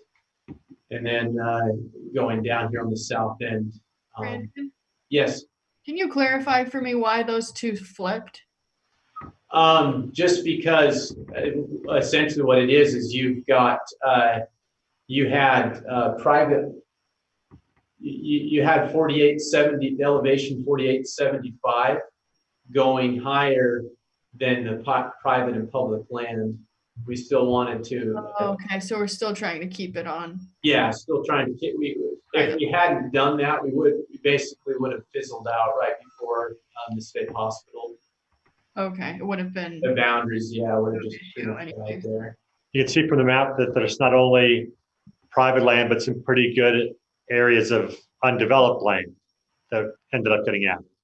Yeah. Correct. Yeah, especially on the south end, absolutely. Well, and I can see the day, maybe in my lifetime. Yeah. And I'm going to go, this is my final slide here. It just kind of. Sure. Looks like Ms. Ellsworth's audio cut out, so I think she was in the middle of a comment. Anyway, you can go ahead. I also have a question for Mr. Harding while we're waiting for Ms. Ellsworth to come back. Yeah, it looks like she may have been dropped. My question is east of that line, east of that blue line, if I understand the proposal correctly, no development would be allowed east of this boundary. Is that correct? The proposal, when there was a version of this proposal that had a provision that would have limited development east of the blue boundary of the CH zone, but we actually, that requirement was stricken, or proposal was stricken, or that portion of the proposal was stricken because of takings concerns. And so there is no prohibition on development or any limiting at this point beyond the CH zone, other than what's may be limited by the underlying zoning requirements. Again, I think that there is a desire to come back afterwards and maybe address some of the concerns of what you know, land maybe was left out and what land might come in the city in the future. Those further limitations will be expressed in the work that Gary McGinn is going to be bringing forward to you. Right. Brandon. With that, Oh, go ahead. Sorry. just real quick. So the slide before the one you're showing here, that part where we were talking about where it flipped, the land east of the blue line is public land, correct? And so we don't feel like it's, besides the steepness, but we're not afraid that someone might try to develop that. Is that correct? I think that, yeah, the slope requirements of Title 15, I think, protect us, but I think we also had an idea that maybe there was discussion, especially with the Foothill Committee, as we noted with, I think Mr. McGinn noted that there may be some additional things that coming forward that follow these applications up to kind of address some of those concerns. Okay, thank you. Ms. Ellsworth. Yeah, I was just gonna say that I can see the day, maybe in my lifetime, when the state hospital is sold and then developed. It's a really large piece of land, so if we can incorporate some of these same characteristics into any potential development there, even 60 years down the road, I think that would be beneficial. And then if at some future date the Foothills Committee would consider, I don't know if it's wise, but maybe a blanket statement that says anything that's currently public land, federal public land, if it were at some future date disposed of and the city, it became part of the city, then it should be largely protected. That's what Gary McGinn will be addressing. Yeah. All right, we're almost out of time. Any other, let's see, I don't know if Mr. Sewell's question was answered, and I feel like it was Dave Shipley. You had a question about the map? Yeah, my questions were answered. Thank you. Okay. Any other questions, Mr. Sewell? So just a clarification question on the map. Can you go back to the northern section of it there? Where there's, yes, right here. Okay. So there's this small blue piece that's jutting out there that I believe is in Provo City. And so that's included. I think maybe that's the Budge property. And then there's an area north that is not included in the overlay. So is that the Pay and the Gillespie properties in there because they're part of the county and not the city? Is that why they're not included, I guess is what I'm asking? Yes, yep, exactly. We left anything that was not in our jurisdiction, we left it out. Anything that was okay. And there's Orem and there's Utah County jurisdiction there, and we left any of that out. Okay, thank you. All right. Well, thank you very much, Brandon, Bill, Dave Day, others who've been involved. We appreciate all the work, and we appreciate this opportunity to get questions and feedback from the rest of the council, and we'll be coming back to this later this evening. And, thank you. All right. It looks like we're right on schedule for a 10-minute break, so we will reconvene in 10 minutes at 2:45. So we'll see you shortly.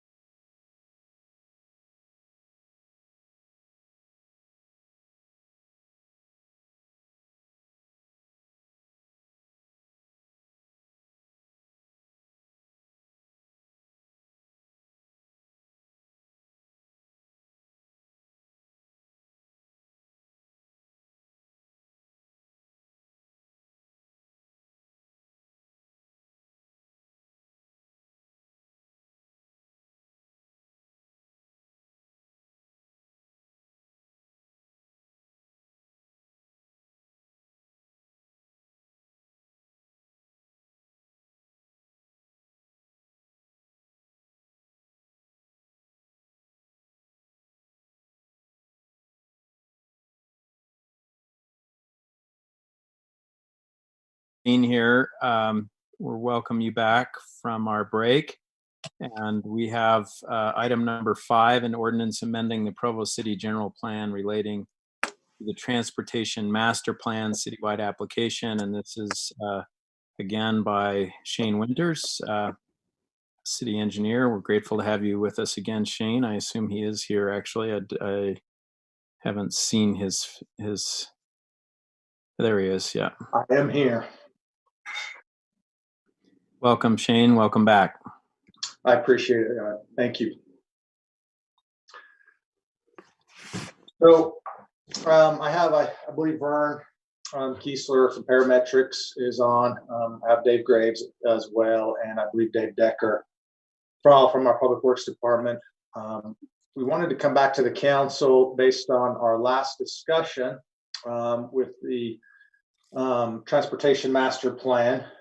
We went through the discussion and documented all the additional comments and discussion that we had, and wanted to make sure that we address so those additional comments that we had, and present to you some of the changes that we are recommending, and hopefully our intent is that this would address a lot of the comments that we received, understanding, yeah, there's some additional things that need to continue to be looked at, and I think the approach that we're taking may kind of give some guidance on a best way to do that.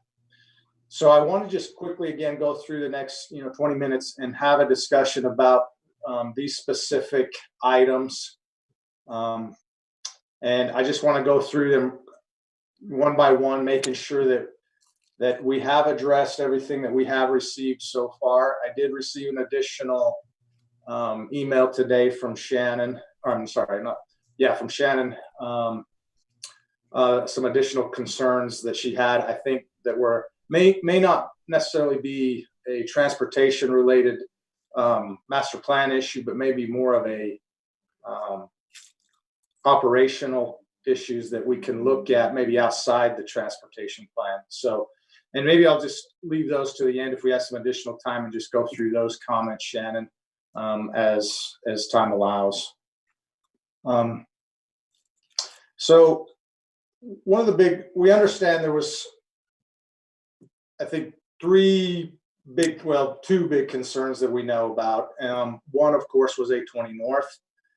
The other being maybe some mobility issues and looking at additional mobility throughout the city.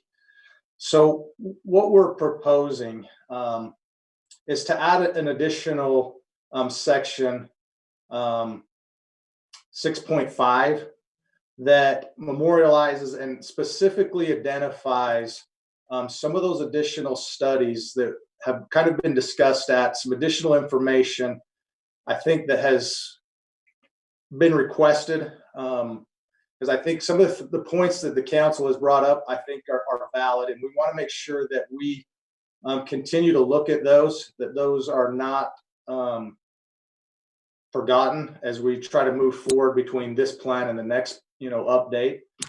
So we went ahead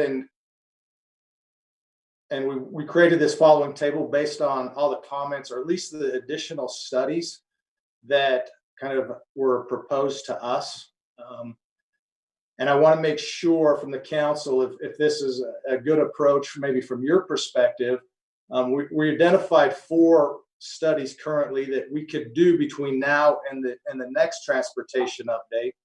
One of those will be completed by the state, of course, which is the interchange study from Center Street to University Parkway, which is a big one, and will have some impact or some major consequences, I guess, in mobility and those other streets besides just 820 North that we may or may not have to address as well. So there's that study. We also realized, I think a lot of it were mobility concerns and some additions that wanted to be looked at. I know Mr. Harding had recommended maybe 6 South and adding that 6 South connection at roughly 9th West and getting that over to 500 West or to 2nd West. We did go back and forth and had an internal discussion about that, of adding that to the map, as a dashed line. But we realized if we did that, we really haven't looked at it from the modeling perspective. So we wanted to also include that. For instance, 9th South, I think Shannon had brought up 9th South. We recognize there had been suggestions about 5th North and getting that across the railroads, across I-15. So we recognize there's some valid points about adding some additional connectivity in the city. So our recommendation is to complete a Provo travel demand modeling and see what that does. Because any changes, anything we add to those maps is going to change the current number, the current volumes that we show in the map and have a significant ripple effect. So we didn't want to go ahead and just start adding those to the map as lines on a map until we kind of really vetted that in more detail and really can provide you a better information on what that means and how that would work more, as a connectivity and mobility type perspective. The other one that we had is, of course, the Pleasant View neighborhood, the 2230 North corridor study that we have already identified, that was already identified previously in the plan. We just wanted to make sure that that was identified in this table. And then, of course, the 820 North, we wanted to make sure that we really looked at that in further detail. Again, there's a lot of concerns with that. And so we want to take that, and we understand there's already a corridor study done, but we want to make sure that we get this right. We get the correct context sensitivity, all the aspects that come along with that. So that is our current recommendation, to add this information in there so that we are guided on the directions to help answer maybe some of those questions that you presented to us. Shane, I got a quick question, and I apologize that I didn't bring this up earlier. I think in the overall concerns, I was more focused on those than some of the more specific details. But you may be aware of an ongoing conversation in the Oak Hills neighborhood about 1450 East, and Yes. about I think it's number 2.8 is the connector that is proposed in phase 2 for 2025 for that. My question is, so what we had talked about in that neighborhood, the neighborhood was somewhat split on whether or not they wanted that connector. Concerns were that adding that connector encourages more traffic on a road that's already got a lot of safety problems with people speeding.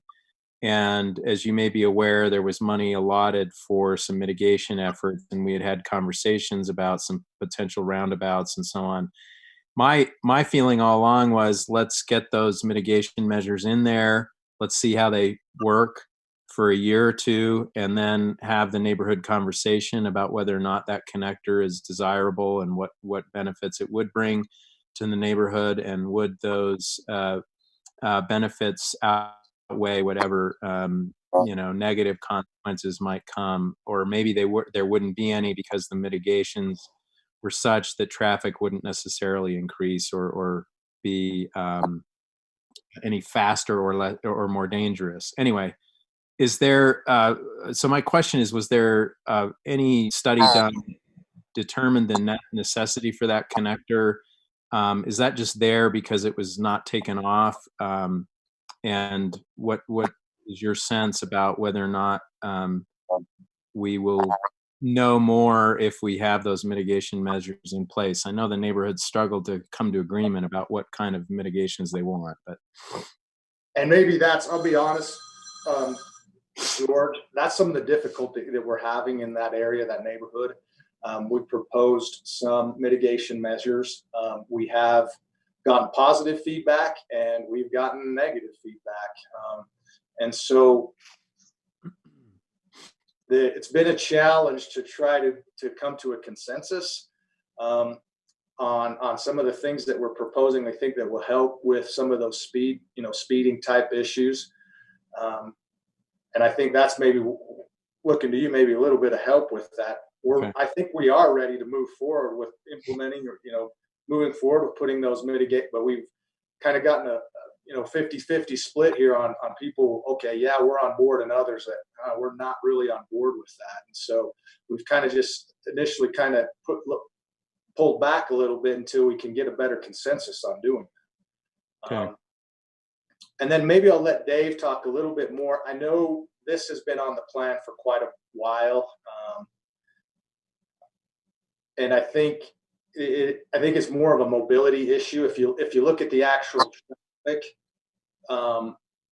currently out there on 1450 East, we did counts up there. It's really fairly low, 500 to 700 ADT traffic volume. If you notice in the plan, by making that connection, it doesn't come up substantially. We're only getting up to, if you look at 2040, I think looking at that, it only gets up to just below 3,000, 2,800 ADT, which is still a significantly low volume roadway.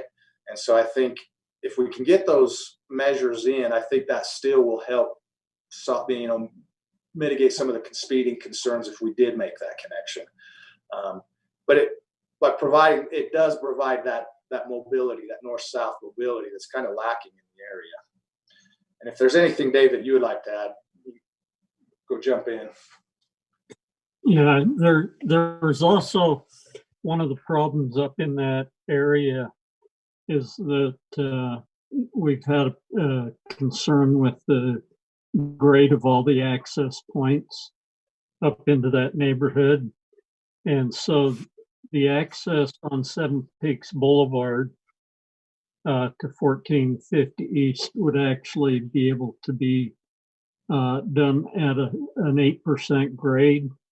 And so our public safety, our sanitation people, snow plows, all of those types of operation, feel like would be more functional for that, as well as we have utilities in that corridor that need to connect and loop. And so there are multiple purposes for the roadways. We understand the concerns, and the initial section on 1450 East was probably built out wider than it needed to be right from the start, which is kind of some of the discussion we're having on some of these other roads. Is maybe some of that right of way could have been preserved, but maybe the road shouldn't have been built as wide as it is. And I think all of those things together kind of contribute to some of the neighborhood concerns, and particularly with speeding issues that we're seeing up there. But Shane hit it right on the head, is that we really haven't been able to consensus with the neighborhood up there to be able to move forward with any of these mitigation measures. And so, we're hoping to receive that, and we continue to touch base with them off and on, but haven't made a lot of progress in that regard. Well, I appreciate that, and I'll follow up with some efforts there. I don't want to take up too much time here with that specific concern, but it is related to the larger issue, as you mentioned, when I saw it, of widening a street in anticipation of the need for it, and suddenly a set of circumstances changes and we don't have the same access that we thought we were going to have. So I appreciate the amendments that have been proposed here, because I think that allows us to be, hopefully prevents us from committing to a project that ends up not being necessary. I was recently biking in an unnamed city south of Provo, and was observing how many unnecessarily wide roads there were with that encouraged very fast speeds, and seemed to have created a vast wilderness of concrete that had to be maintained by the city in perpetuity. So I appreciate the wisdom of being a little more careful about overcommitting ourselves. And I think too, George, I think, you know, with the recommendation on the update with the general plan, I think that can help coincide with maybe, you know, looking at, you know, that changes that may happen. Is there any other comments on, you know, kind of this is the correct approach? I think this is what we're recommending. We want to put this into the master plan and make sure that those studies are identified and we move forward with those. Mr. Harding. Yeah, Mr. Winters, I and Mr. Graves, I really appreciate the effort that's gone into this. I really feel like you've been responsive to concerns and questions that the council raised. I do see the wisdom in the proposed path forward. I still am slightly nervous. I think there have been some developments that have happened along 600 South that, you know, just in the last 3 to 5 years that will make it much more difficult to make that connection there. And I hope in the next 5 years, while we're studying it, we don't have further developments that will further complicate a connection there. But still, I can support what is being proposed. Okay.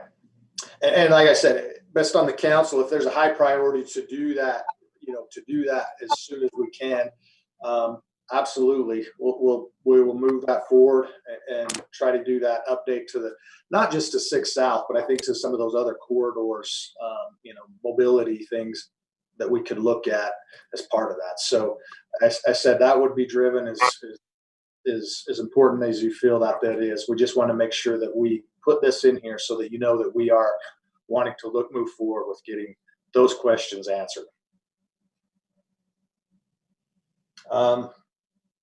Any other questions on that?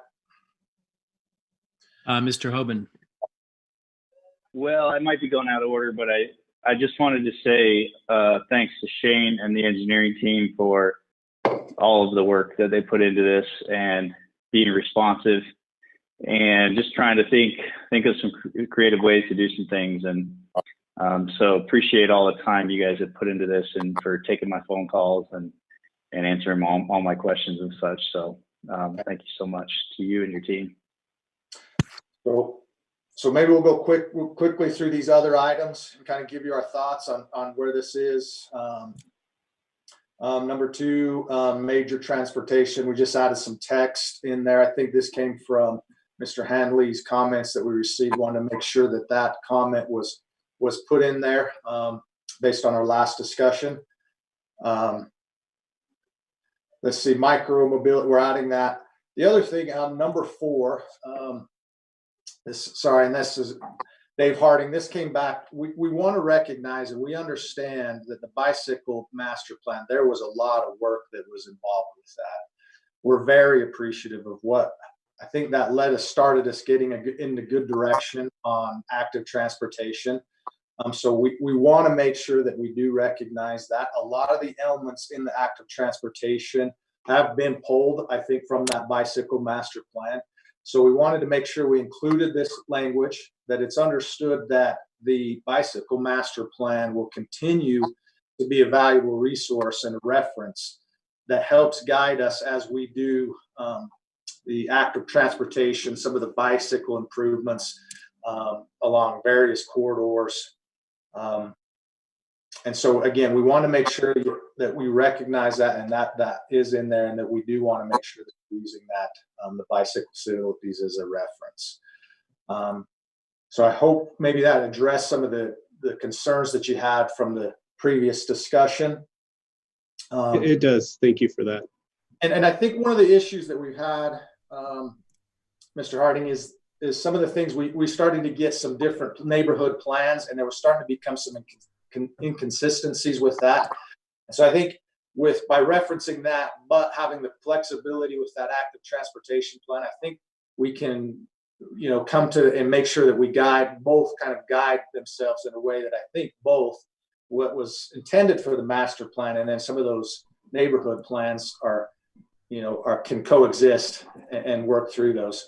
So I don't think we're ever intending that this is exactly, some of the bike things that it should be, but we want to have that flexibility. So I hope that one may address some of that, some of your concerns with that. But I do, again, want to recognize that there was a lot of work with that master plan, and it has been very helpful for us in Public Works as guiding, some of the improvements that we have made over the last, 6-7 years. So again, want to make sure that we're very appreciative of that. And then just some changes. Out of time, Shane, are you able to wrap up quickly? Yeah. And then I wanted to, and maybe some of this goes back to, so on the 820 North, and this goes back to really quickly on some of the concerns. So what we've done, and we went back and forth on breaking it up into numerous different projects, different phasing. Our approach to 820 North right now is one of the concerns we do have is the bridge. We want to make sure, and we identify that is one of the things that we do want to make sure is a project that does move forward that we will have to address. Now, as far as what 820 North needs to be moving forward, we understand that there's a lot of studies that need to happen that will change or may change 820 North, and how that would phase out. How is grade separated crossing, for instance, the right thing to do? The context sensitive solutions that need to be looked at. So what we're proposing here is that we look at it in a further study. We don't want to I think some of the concerns was the cost that were being associated with that they felt that is what was going to happen. So we have pulled back from that. We'll let the study maybe studies or study guide where maybe that needs to go, and maybe look at breaking that up in the future study, different phases. What's more important to do now is that to try to get the 3-lane section in, all those kind of aspects and questions that have been asked. I think what we'll do is look at that in more depth as these studies evolve and that we continue to look at that corridor. We do have time with that right now. And our only concern with right now, as far as 820 North, is kind of the bridge replace and make sure that is understood that we do need to move forward with that in the future. Okay. And then we also added the language, if you note that the footnotes there, that I think, and this goes back to the first city council meeting, also some of the comments. If you notice, all the projects will require the expenditure of approval of the city council. We want to make sure that statement is said. And that we will not be moving forward on any of these phase 2 projects until they're moved up into phase 1 and those have been fully vetted. Great, thank you so much, Shane. We're as I said, over time, so I don't know if there are any pressing questions. If not, we will be coming back to this evening. Am I correct in that? Am I remembering correctly? Yes. So thank you very much. So our intent is to bring this back to you and see if we can move forward, and we've addressed all your questions and hopefully move forward. I'll just echo what everyone else has said. We appreciate your open communication and willingness to listen to our concerns, as has been very, very helpful. So thank you. All right, we'll move on to item number 6, which is a discussion regarding a policy statement asking the administration to pursue alternate fuel vehicles where possible when purchasing new vehicles for the city fleet. And I don't know if, yes, you did. Okay, this is a slightly revised version on the screen than what is on our agenda. So if you look at what's on the screen there, this whereas statement, as the Provo City Council, we are guided by the principles of our general plan related to our stewardship of natural resources and of our quality of life. For this reason, we believe it is our responsibility to promote policies that will specifically contribute to improved air quality in Utah Valley. Going forward, the policy of the city, Provo City, when replacing automobiles and other fleet vehicles is to purchase electric and other alternative fuel vehicles rather than standard gasoline or diesel vehicles where not imprudent.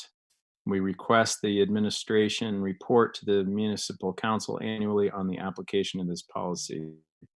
So Mr. Harding and I worked on this draft with Brian Jones, and I think Cliff was also helping with this, but we appreciated the interest of the council to provide this kind of a statement. Mr. Jones was earlier explaining to Mr. Harding and me that essentially we kind of have two options. One is what we're proposing here, which is a kind of intent statement, a policy intent statement.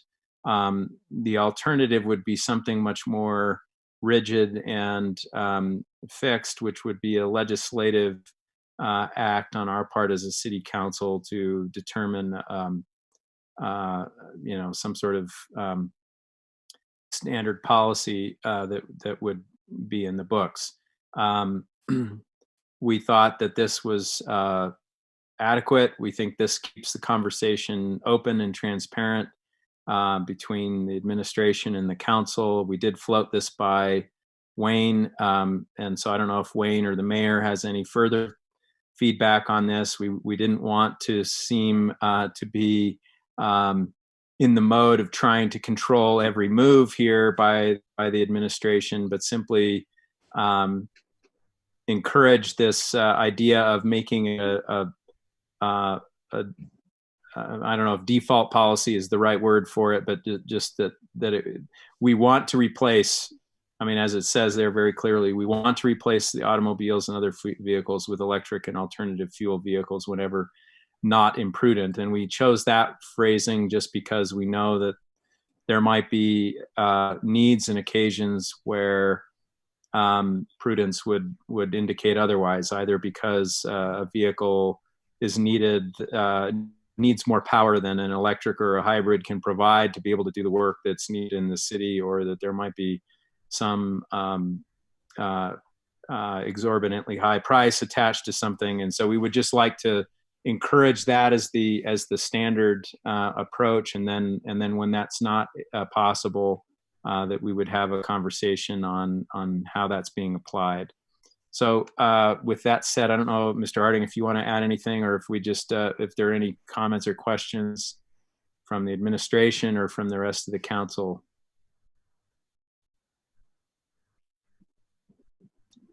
Nothing for me at this time. Okay. Ms. Ellsworth. Yeah, I'm curious about the current state.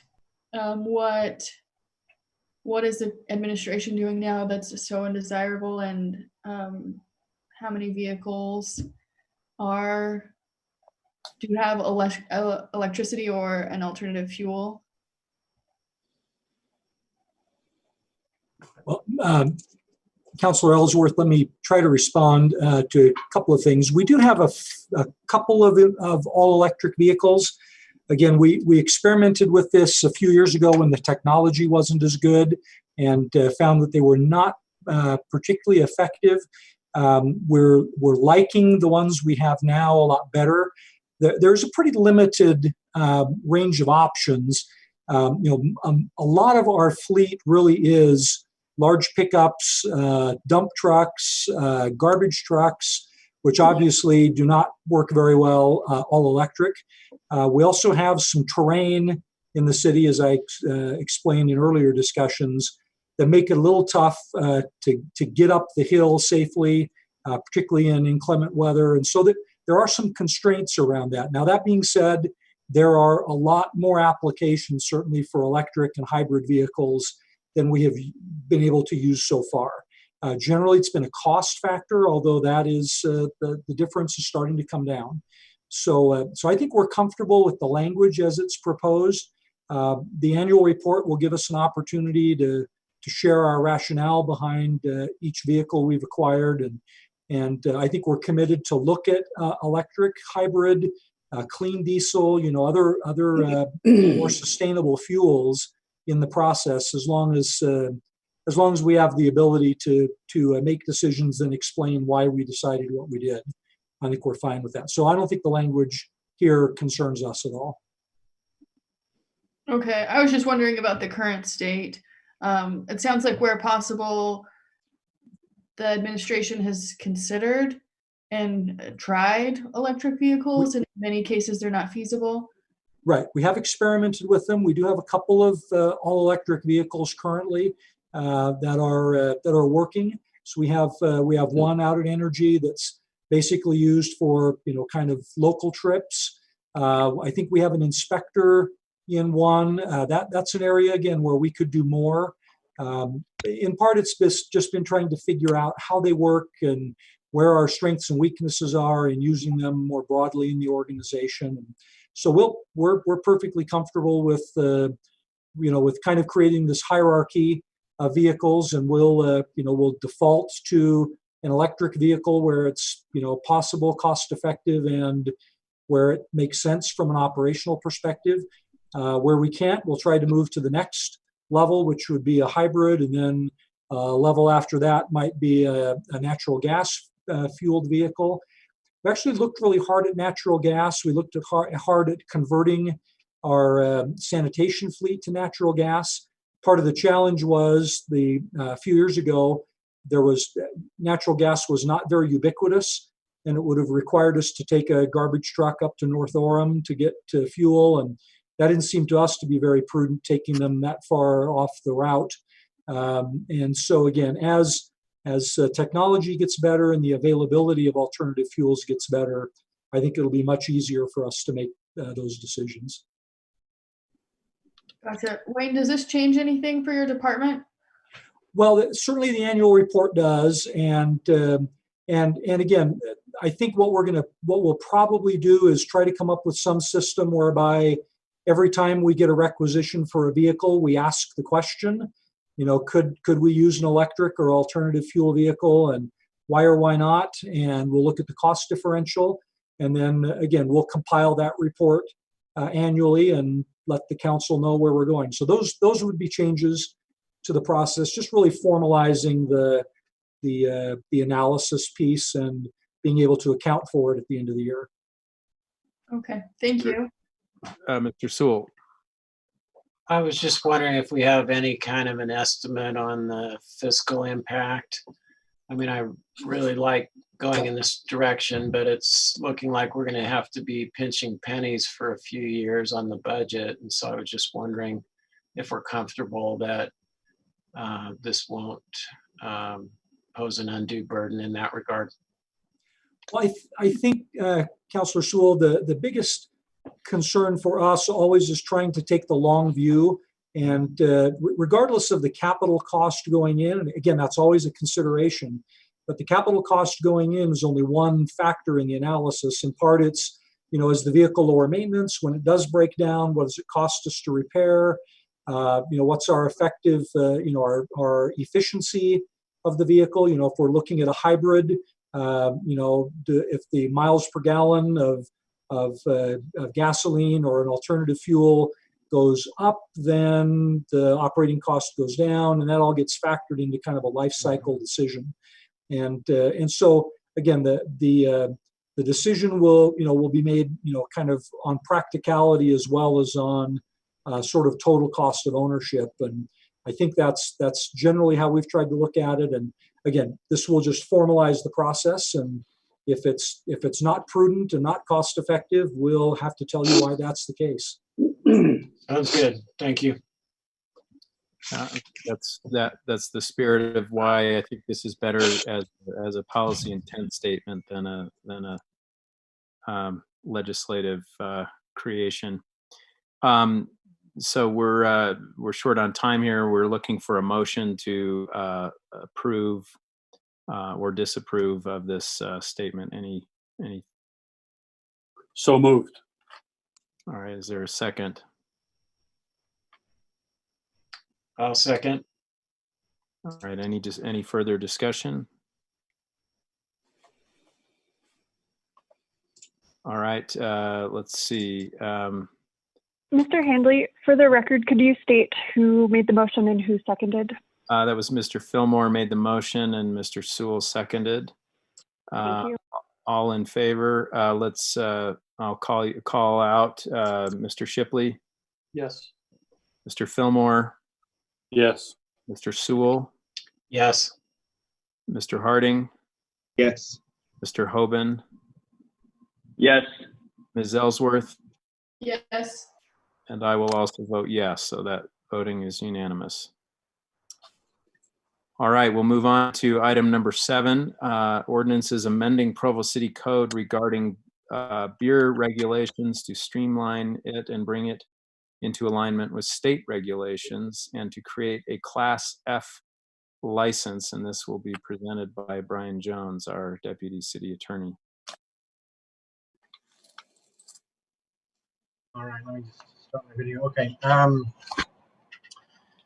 Thank you, Chair Handley. As you're all aware, this has been a discussion item for quite some time, and we had a subcommittee created by the council to address this particular issue. That committee's been meeting over the past few weeks and has come up with the proposals that you'll see tonight in 2 separate agenda items. They're combined for purposes of this meeting, but the proposals are to adopt 2 ordinances, and I'll just describe those briefly and then answer questions and turn time over to any committee members that want to speak to it. But in brief, those two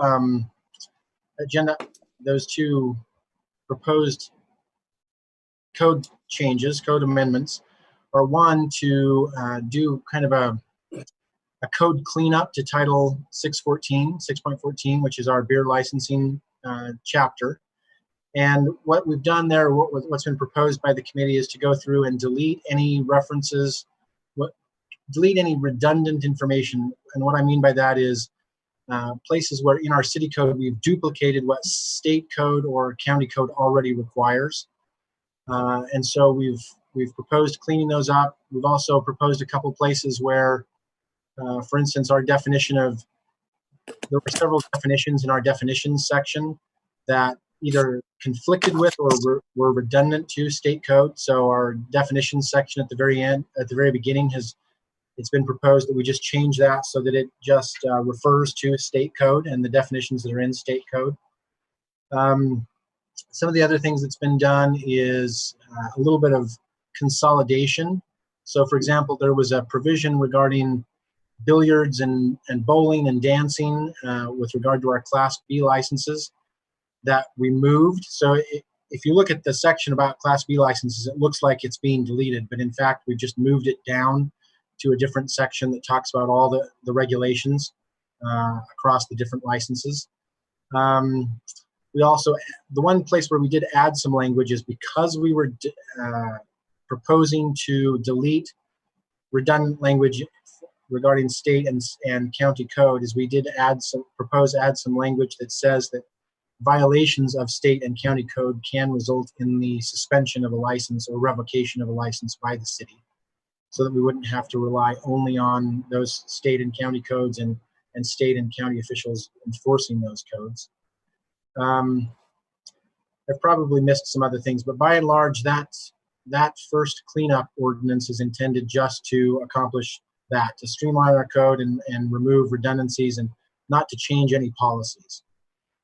Then the second proposed code amendment is a code amendment that creates a new subsection or new section in that chapter that approves the issuance of Class F licenses to brew pubs that are essentially to a restaurant that has an ancillary brewing function.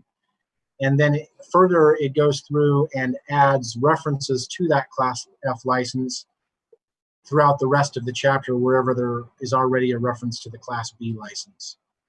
I think that's all I wanted to present, but I'm happy to answer any questions, or we can have the committee members talk to it. But my recollection from our last committee meeting is that you have a unanimous recommendation from the 3 committee members to approve both of those ordinances. All right, thank you, Mr. Jones. Any comments from the committee members that they want to make? Mr. Fillmore? I've got several questions for Brian. So, Brian, if I understand this correctly, we're simply grafting brew pubs onto section F as opposed to creating a special licensing section for brew pubs? No, we are creating this. There isn't currently an F. So the second ordinance of the two that I've described creates a new F license that is specific to brew pubs. Okay, so it's just brew pubs. Correct. So in fact, okay, that's what I thought, but I misunderstood something you said. I'm sorry. Okay, no And problem. so along the lines of F being particularly focused on brew pubs, that implies that we could put restrictions on brew pubs that aren't applicable to other sections. I think to the extent that you can articulate the differences between the different organizations or entities, or I'm not sure what the word, institutions that you're putting those regulations on, certainly. Yeah, no, I think there are distinctions. And I agree. I would just follow up and say, as a comment to a comment that I made 2 weeks ago, I want to make clear about a comment that I made back then that I was not in that meeting indicating that I don't believe that there are differences. I was trying to articulate that when a regulation is passed, that the preamble of the regulation needs to articulate what the differences are. I understand. In my mind, you know, if you go out to Strap Tank in Springville, you'll see some pretty obvious differences between a brew pub and just a normal restaurant like Olive Garden, where alcohol happens to be on the menu. You know, they've got an alcohol license at Olive Garden, but you don't walk in and see a bar right off the bat. You don't see distillery equipment behind big glass windows, and you don't have a concept that promotes alcohol consumption. In an Olive Garden, for example, it just happens to be on the menu if you want it. I think that's a huge distinction. Understood. So that, you know, my second concern is that I understand that this draft we now have strips out all geographical and demographic restrictions or limitations. There currently aren't any, except for those that are already in state code. So the ordinances that are proposed, it does eliminate the city code reference to the state code geographic restriction that already exists. But that restriction still exists in state code and would still give rise to the city being able to revoke or suspend a license for violating that state geographic restriction. But yes, you're correct. Which is? It has to do with how close they can be to churches and schools, I believe. Right, but that's the only restriction, right? Correct. And so any additional proposals, again, there isn't currently anything else in code about geographic restrictions, but any previous proposals along those lines that were proposed are not included in this in accordance with the motion that was made in the last council meeting. Right. I mean, in a prior draft, we at least had a geographical restriction, I think, no more than, what was it, 400 feet or something like that. There were a couple of different proposals, but yes. And there also was under consideration a demographic restriction in terms of no more than so many per 1,000 or 50,000 or 100,000, right? That was one of the ideas that was discussed, yes. Right. And so neither of those show up in this current draft. That's correct, in accordance with the motion that was made in the last meeting to not put those into this well, we can let the committee members explain why there's no limitations in that regard. So if this passes tonight, does that mean that somebody could apply for a brew pub license without those restrictions in place? Yes. And they could be approved, and if we passed restrictions later, they would not apply to any interim applications. That's true, to the extent that that any future regulations weren't put into place before. Well, let me back up and say that was discussed specifically in the committee, and and I'm not sure if it looks like Gary McGinn is on right now, but one of the things that he explained to the committee when we discussed that in committee is that anytime a new license is proposed, that it takes some time for them to gear up and be ready to issue those licenses. Additionally, because this has been a controversial topic and maybe the subject to a referendum, my understanding was that Mr. McGinn didn't intend to issue any licenses until the time period would go by for potentially challenging the ordinance. And so there are some kind of built-in administrative processes that would delay the issuance of any licenses. But from a technical standpoint, what you said is completely correct. So I guess my question is, if somebody files an application next month before any restrictive license elements are inserted, do they have some vested rights under by way of their application prior to restrictive ordinance? No, this isn't like a land use issue where those kind of vested rights exist. The issue would be that if they applied for the license and were granted a license before any regulations existed, and then the regulations that were later passed were ones that it was impossible for them to comply with, for instance, a geographic restriction that they were already in violation of, then they probably wouldn't have to comply with that specific regulation because they already had a license. Okay, well, let me, so what it sounds like what the committee is relying on is the hope that there won't be a lot of applications, number one, and number two, that the city administration can sit on the applications until an ordinance is passed. Well, I don't know that the committee is relying on that in the sense that I don't know that the committee knows for sure that the council as an entire body wants geographic restrictions or other regulations. So I think the only thing that the committee was trying to do right now, in my view, and I'll let the committee members speak for themselves, is comply with the motion that was made in the last meeting to bring forward these regulations for this meeting. Let me give you an extreme example, and I don't want to monopolize the discussion any more than this. Let us say, and I think this is the example I'm going to give is a bit absurd. But let's say that you had 5 or 6 applications for a brew pub in the downtown area filed next month. And then later on, we wanted to put some kind of geographical limitations on brew pubs. And now they say, well, golly, we filed our application and it would be impossible for us to comply with the restriction you're putting on us. Then we're kind of a pickle, aren't we? Bill, can I answer that? Feel free. Because I'm on that subcommittee. As you do have concerns that I share, I was in favor of creating some regulation before seemingly empty F license ordinance was approved.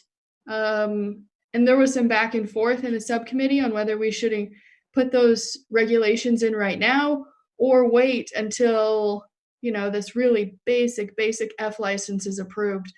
And I'm probably partial to what you're partial to. I'm partial to creating some restrictions before we approve the F license. What those restrictions are, though, has not been determined. And we don't know if that is restrictions on proximity. We don't know if that's restrictions on population. Yeah, so I understand your concerns. I think they're valid. Do we expect 4 or 5 people to apply for licenses in the next couple of months? No. Is it possible? Yes. Do I want to understand the restrictions that we're creating around the F license before I permit someone to get an F license? Yes.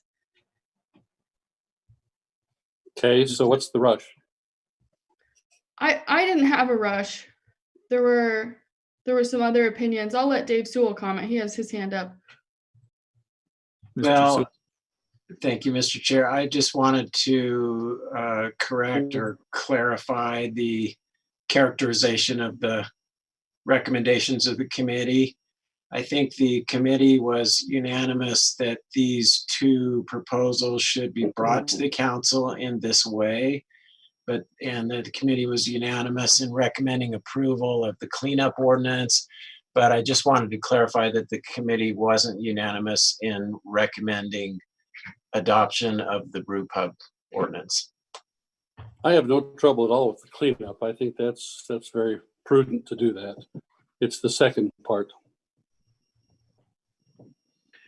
Mr. Mr. McGinn, can you shed some light on, if this were to pass, would there be any way of safeguarding against some of these possibilities we've talked about in the interim, administratively?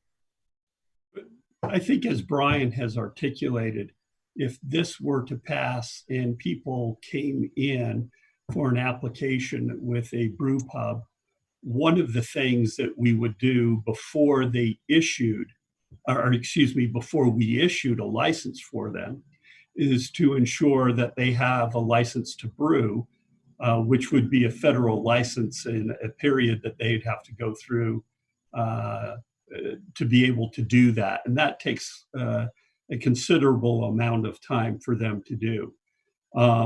So theoretically, if someone did come in and they already had all of the state and federal licensing that they needed to be able to be a brew pub in Provo, we would issue the license. But just because somebody would apply and then start going through this lengthy state and federal process, we wouldn't issue our license until then. Okay, Mr. Harding.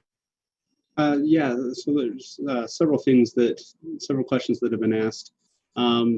Why did we, come forward with these proposals now, or why does it not include, some additional restrictions broadly on alcohol licenses? And I think that was the motion that was made by this body a couple of weeks ago. As far as the timing, what's the rush? For me, it has to do with timing of referendums. The state law says if we pass something after tomorrow, then and if there's a successful referendum signature push, that it would not be voted on this fall. It would be voted on a year from this fall. And I don't think that it's in the public's interest to have this issue just kind of unresolved for that length of time. I also feel like just the intent or the desire of the council when we had the vote, it's been a month and a half ago or so, we were responding to the interest of a restaurant owner that's already in the community to pursue opening a brew pub, and the council voted to make that an approved land use. And so just to kind of stay true to that, really feel like we need to get something going earlier and not wait, not have it hold up for another 18 months or so. So I feel that based on past decisions of this council, that it makes sense to move forward. I think the cleanup is, I believe, is non-controversial. I think there's really only benefits to that aspect. And then as far as creating an F license now, I think that kind of stays true to what we were doing and allows it, if there is a referendum, it allows it to be resolved this year rather than waiting for another year to be resolved. And the subcommittee has been discussing some restrictions that we feel, that some of us feel are kind of best practices recommended by the CDC, but there's a lot to discuss there, and so I hope that we'll be able to bring them forward shortly. But there would be a time in which F licenses are able to be applied for, and but before the additional regulations are considered by the council. I have maybe a question. I don't know if this is for Mr. Jones or Mr. McGinn, but if a license is approved, is there a renewal period? Will those licenses become, do they need to be renewed every year?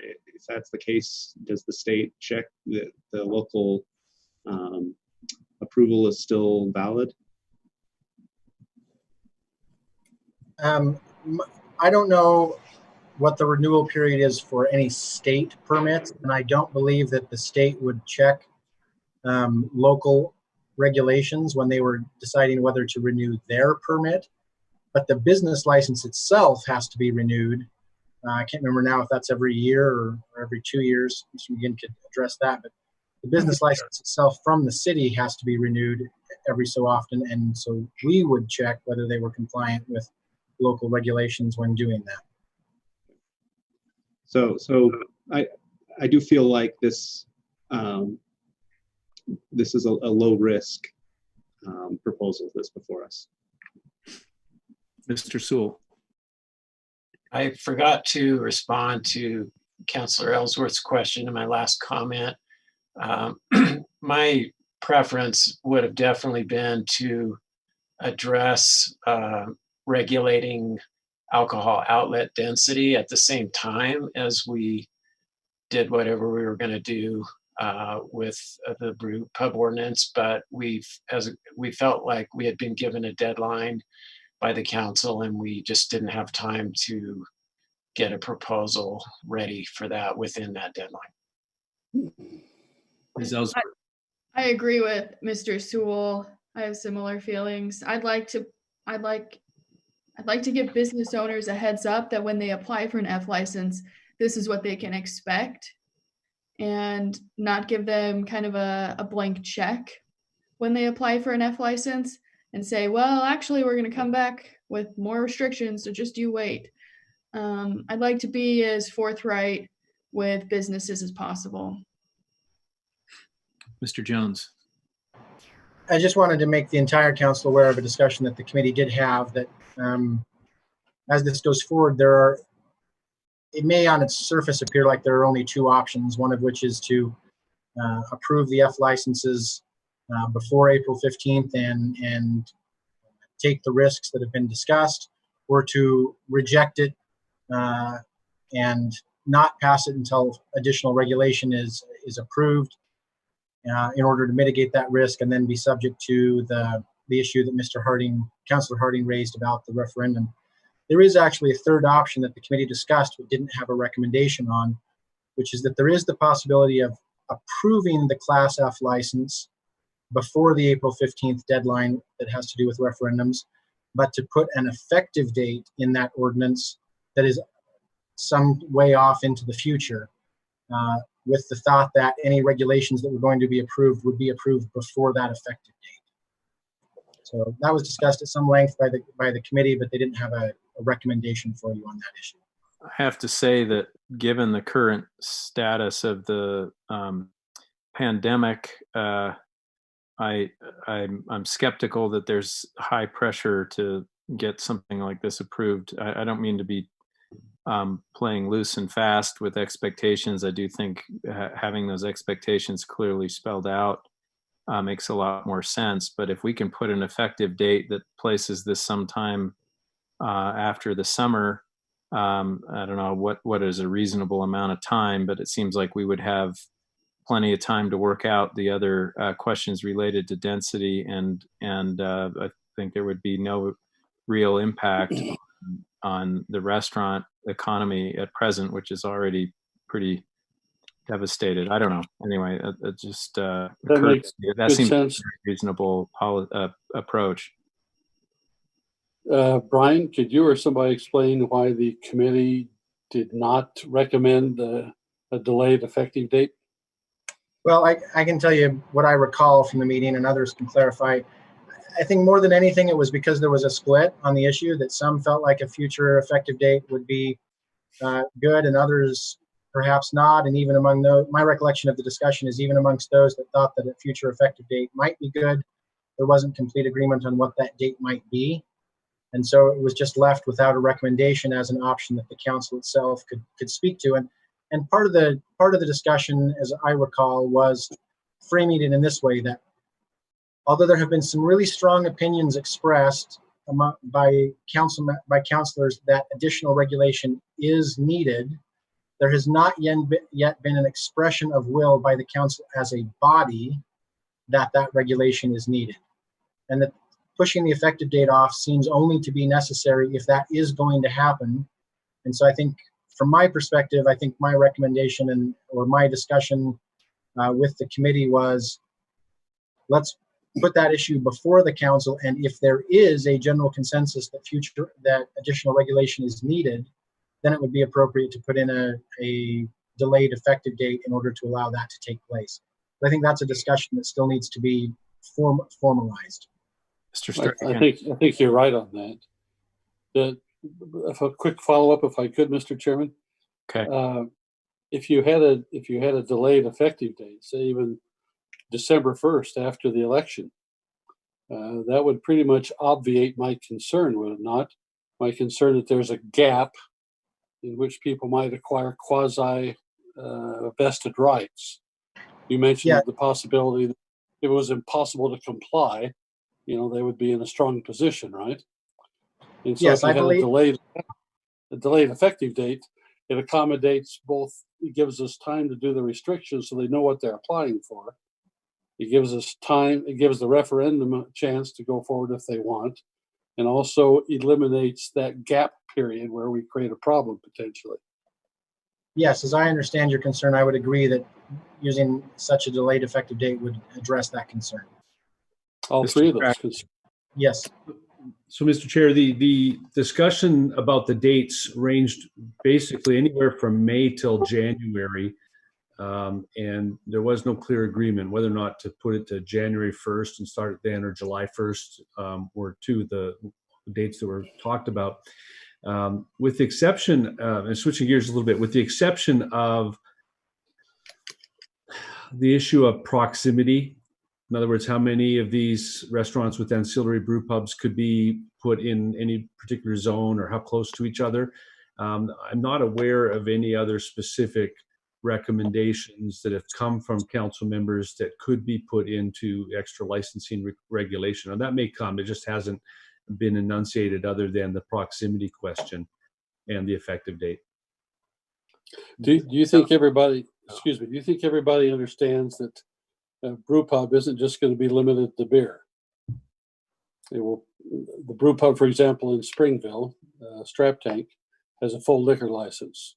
And I think people understand that. I think the question is one of the unresolved questions would be how many in a particular zone, or how close to each other. That's the only question that's really been raised.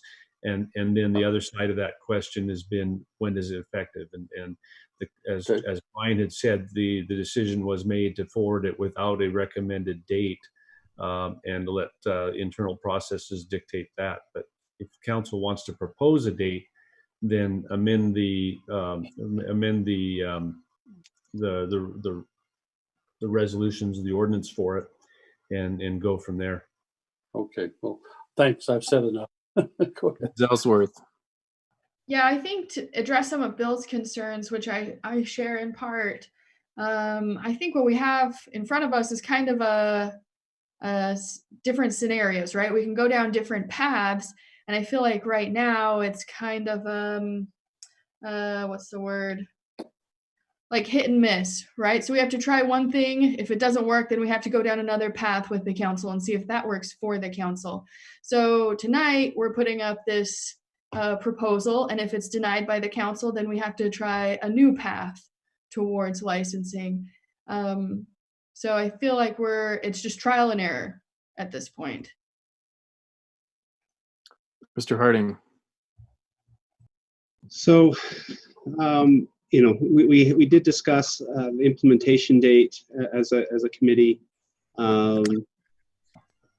And as it was stated, if the council as a whole is not interested in placing additional regulations, then a delayed implementation date is not necessary. Maybe I'm alone in this, but I happen to feel that additional regulations is wise, assuming that we get through all of our study and we still feel like this is a best practice that we want to adopt. but I'm not certain that a delayed implementation date is helpful, in part because we do have a local business who would like to get going, and perhaps, you know, as was mentioned with the whole pandemic, it's not a really hot time for restaurants, but perhaps, you know, that's a great time to be building, you know, a restaurant, putting it together so that once, you know, the pandemic wanes and we can get back to more normal lives, that they're ready to go. Perhaps this is also because as I've looked into what those additional regulations might look like, I like the idea of just having a check when giving that, Brian, help me if I get the wrong term, but that the local approval that is part of the state process. The state looks for the local government to give approval, and so that, I think, is the time in which to look at whether granting a new liquor license would you know, push us past an alcohol outlet density, you know, threshold that we don't want to pass. And so anything that's already there, you know, we're not pulling out, you know, a carrot and then pulling it away from people.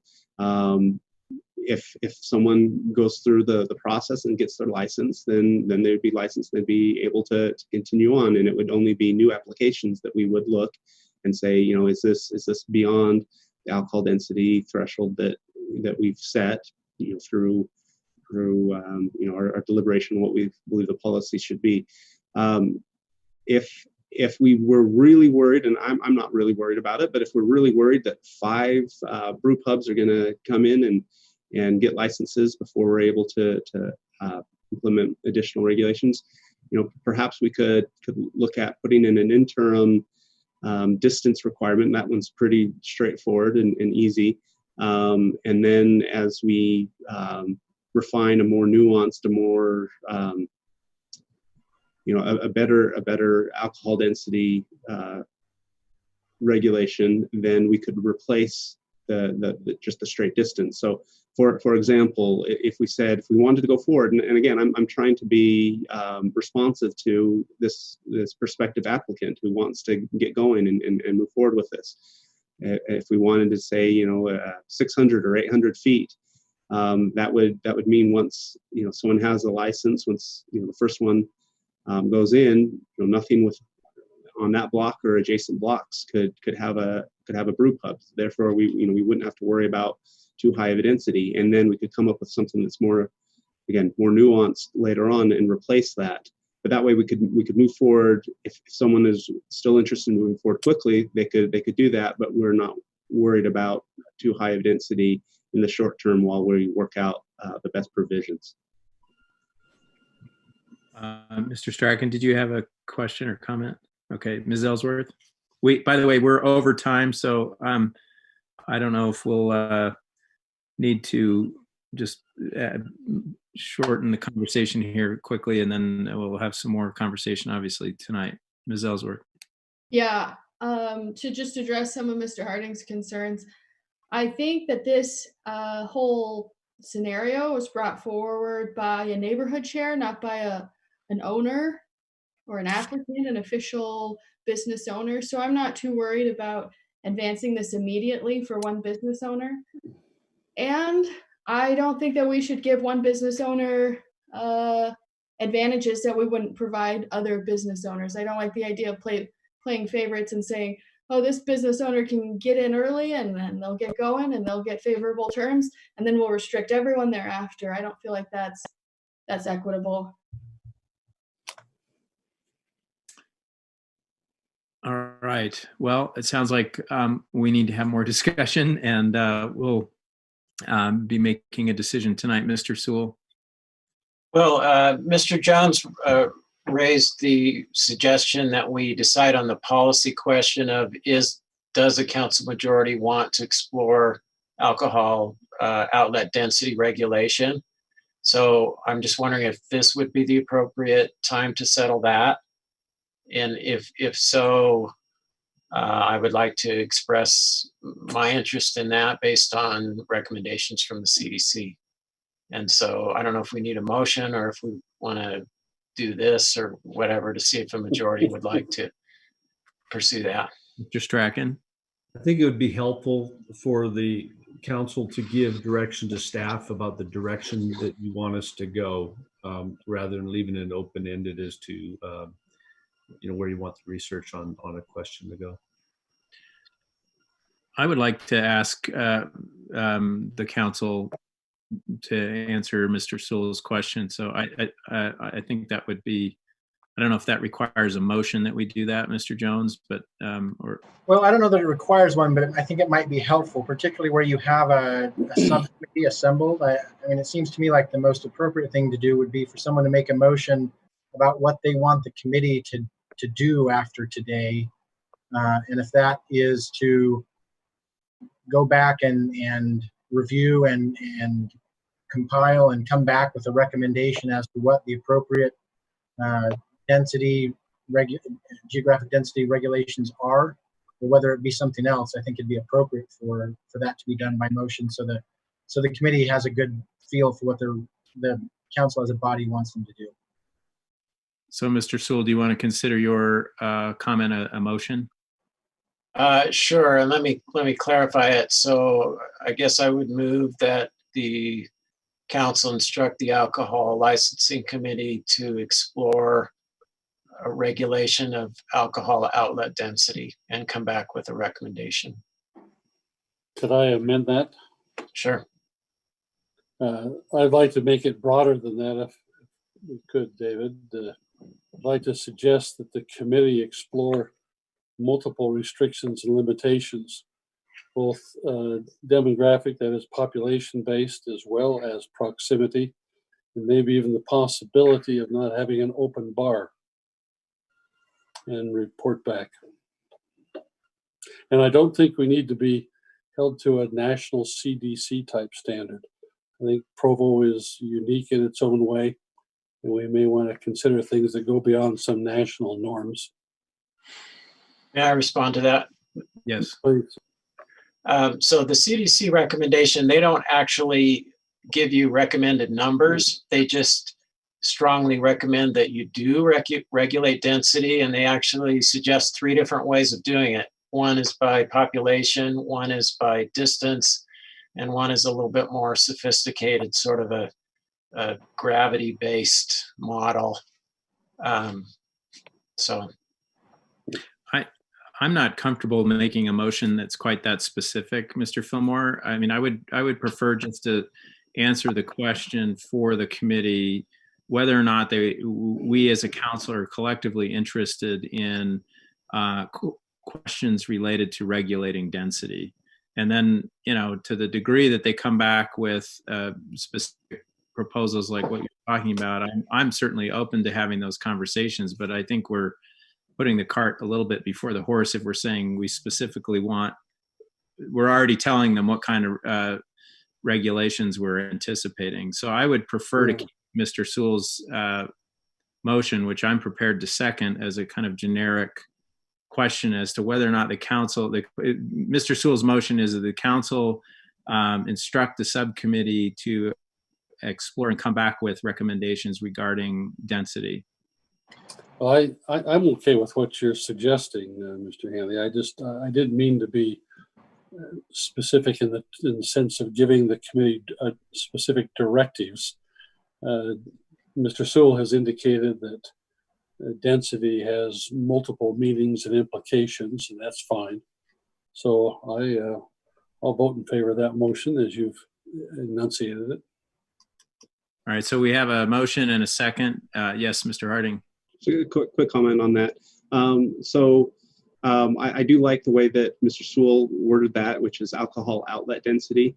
I do think that that's helpful. The other thing I just wanted to mention, I think Mr. Fillmore is getting at something where alcohol outlet density is just one of 7 ways that the CDC suggests could be considered for regulating or for mitigating the negative impacts of excessive alcohol consumption, I believe is trying to use their terms. yeah, so alcohol outlet density is just one way to do that. Though as a committee, as we've looked at it, I think the general consensus is the alcohol outlet density is probably the one that would be received best by the community and would, you know, kind of hopefully achieve our policy goals. So I'm perfectly fine with a direction from the council to explore alcohol outlet density.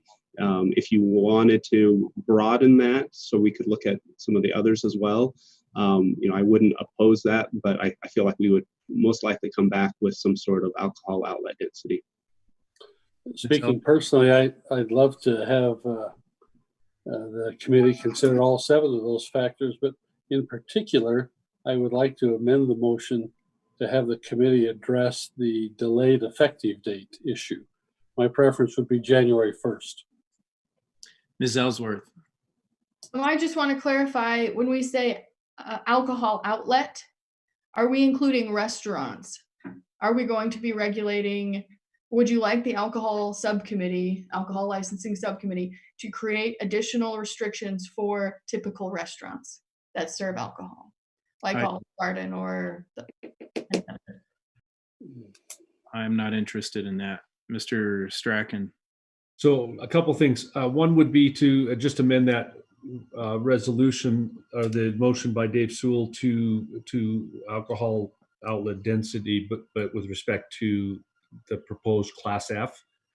And then the other question that Bill Fillmore raised is, in my mind, a separate issue. You can just adopt a motion to change the effective date of the ordinances you'll consider tonight to a particular date. And I would just add, I don't think the committee has time to address that because logistically speaking, I think you're either amending the effective date tonight or you're not passing the ordinance and what its effective date doesn't matter. I think we can do both. Record. I'm sorry, go ahead. Oh, I have a quick record-keeping question. So the motion by Mr. Sewell, who was the second on that? It was unclear to me whether it was Mr. Fillmore or Mr. Handley. Mr. Handley. George Handley, myself, yeah. All right, further discussion. George, I'm sorry, yes. Mr. Chairman, what I wanted to clarify was this. I think if we delay the effective date, which we can apparently do tonight, that satisfies most of my immediate concerns, and the committee can then still do its work and get back to us with further recommendations on density. I think we can address that issue this evening. Yes, Mr. Sewell. So I do think the effective date is a separate issue, like you said, that can be addressed tonight. I'm trying to separate out the question, as Mr. Jones suggested, to just the question of, is there a council majority that would like to explore regulating alcohol outlet density? If the answer to that is yes, then we can proceed with that. And then we could also have another discussion after we came back with a recommendation on that, asking the council if they would like us to explore some of these other dimensions for possible regulation. All right, I'd like to call the question then if we're ready to vote. We're over time, so do we need to restate the motion? The motion is, the motion, everyone's nodding yes. I can restate the motion. So Mr. Sewell moved that the council instruct the Alcohol Licensing Committee to explore a regulation of alcohol outlet density and to come back to the council with a recommendation. And that was seconded by Mr. Handley. All right, all in favor. I'll call for votes. Mr. Shipley. Well, hold on. I think we need to clarify when we say alcohol. Sorry, I raised my hand, but it wasn't called on.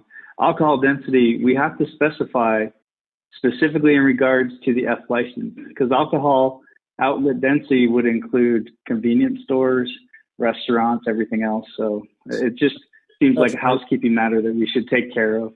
That's a good point. Mr. Harding. So I would request that the council give the committees some leeway in in exploring that. I could try to mount an argument why I think, some certain things I think we've run out of time. But I do think if you'll give us some latitude to explore that, then we can put together a recommendation for the council.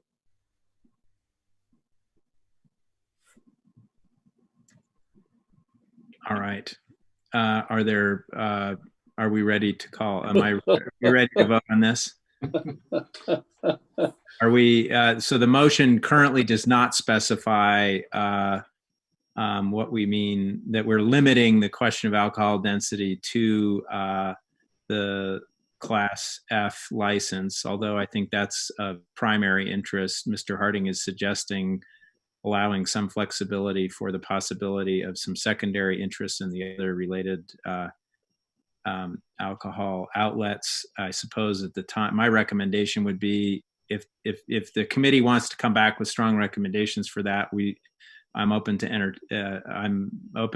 entertain them and consider them. That's not my primary interest, but I don't see any reason to shut down that possibility if there's a strong argument to be made, because we can always vote down anything we don't like at a later point. So in the interest of moving this forward, let's leave it as is.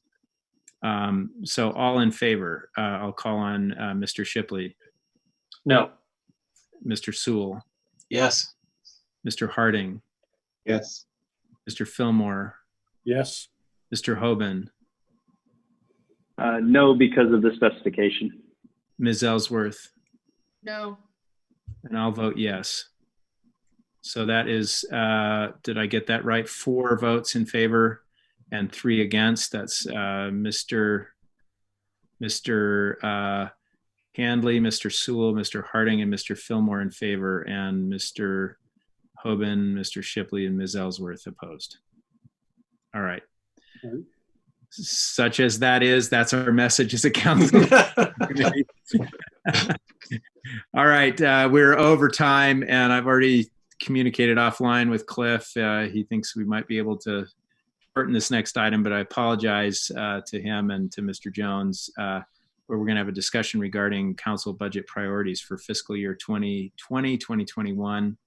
And we have a request for a closed meeting, correct? That is supposed to start at 4:35, so we've about 25 minutes. Yeah, she's been warned we could start as late as 4:45, so just be aware. Okay. All right. John's bringing up the discussion. This discussion won't be as in-depth, I think, as we had hoped. In normal circumstance, we would walk you through your priorities and give you a sense of what is been brought forward in terms of the supplementals. The current situation is such that we won't be able to do that as much. So what I want to do is just reframe your priorities, explain to you some of the information we've gathered from a meeting at the ULCT yesterday. Wayne's going to talk a little bit about the budget discussions, and then really the question for the council to explore is what principles would you like to see applied to the mayor's budget proposal? And if we don't have time to go through that part today, you can always we can always revisit it next week if the council desires. Let me see if I can move this. Hover. Okay. So the materials that these are drawn from come from a ULCT or League of City and Town session yesterday, and in particular from Juliette Tennert's documents that she shared. We're suffering in the economy right now what's known as an exogenous event in economic terms, and the state economics professionals figure that this could last 26 to 38 weeks. That's just based on the information to date. That puts us pretty much into the new, not only the new fiscal year, but probably into next calendar year. We start out with some really good news, though. Utah's diverse economy is starting at a good point. They estimate that the contraction of the economy should be lesser than other areas of the country. And then Utah County is one of those areas, most of which are on the Wasatch Front, that has some of the lowest unemployment in the state. The highest risk sectors, they figure, are leisure and hospitality, transportation, employment services, and mining. But we also should watch construction, manufacturing, retail, and private education. And of course, those latter sections probably have more impact on us than some of the former ones. Okay. This was just a chart at the top that showed some of the unemployment claims. Most of them fit into areas that we should watch: leisure and hospitality, education, and professional services. And but initially, as of early April, Utah County's unemployment rate is considerably lower than Salt Lake's, Wasatch's, and Summit counties, but that could change. They noted that sales tax impacts are varying, and they're still trying to, the state's still trying to figure out what that looks like. As you know, the state's going to have a special session starting on Thursday, and they're going to be looking at reforming the state budget. So they're anxiously trying to figure out what sales tax looks like in this state. They did note that high impact sectors on taxable sales, Utah County has about 13.4% of those high impact sectors. And there's a link here to garner.utah.edu for where these studies are housed. Let's see if I can move the next mouse here.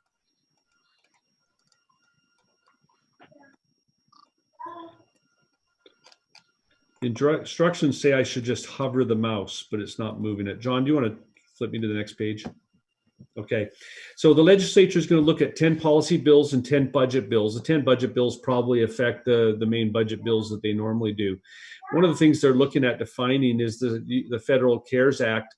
That 2.2 trillion bill federally included 1.25 billion for Utah, of which 562 million can be shared with local governments for, quote, unbudgeted necessary expenditures, not for revenue shortfalls. The state's trying to figure out how to do it because they're supposed to go to jurisdictions with 500,000 people or more, which means there's only 2 jurisdictions in the state, Utah and Salt Lake County, that have those kind of populations. So they're trying to figure out how to make it available to the locals. League of City and Towns then had a discussion on their budgets. They talked about statewide, and I think this John Borgett confirmed this with me earlier, that sales taxes are very good through January, but have been fading in March and are expected to be poor for Q4. Property tax collection rates decline in bad times, and to the extent that you're reliant on them, some cities will have a much better time than others. This is probably one time when we may be glad that we don't have as much of a dependence on the property tax. The recommendation from some of the panelists of city finance folks was to budget for ranges, maybe look at a conservative budget, a moderate budget, and probably not, don't necessarily look at overspending. But statewide, reserve funds are healthy, and as some noted, it is a rainy day. And Wayne will talk to you a little bit more about that. We need to have flexibility in our budgets to react to change in economic conditions, incremental budget changes depending on economic performance. So one of the suggestions was to go with a conservative budget, but have an idea where you want to go if the economy gets better or worse going forward. It's also important to identify what our most important services are, what level of services to deliver. Think about, instead of necessarily across the board capturing everything, look at strategic reductions, maybe delay purchases to the end of the year, depending on what works. And I like this quote: underinflated tires are just as dangerous as overinflated tires. So be careful how you prepare the budget.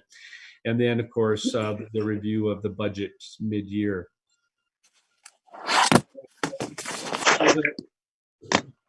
Prior to all this, the finance department had asked for supplemental requests, and about $3.3 million of supplemental requests were submitted, of which 609,000 were considered to be critical, another 1.3 million to be necessary, and then some aspirational.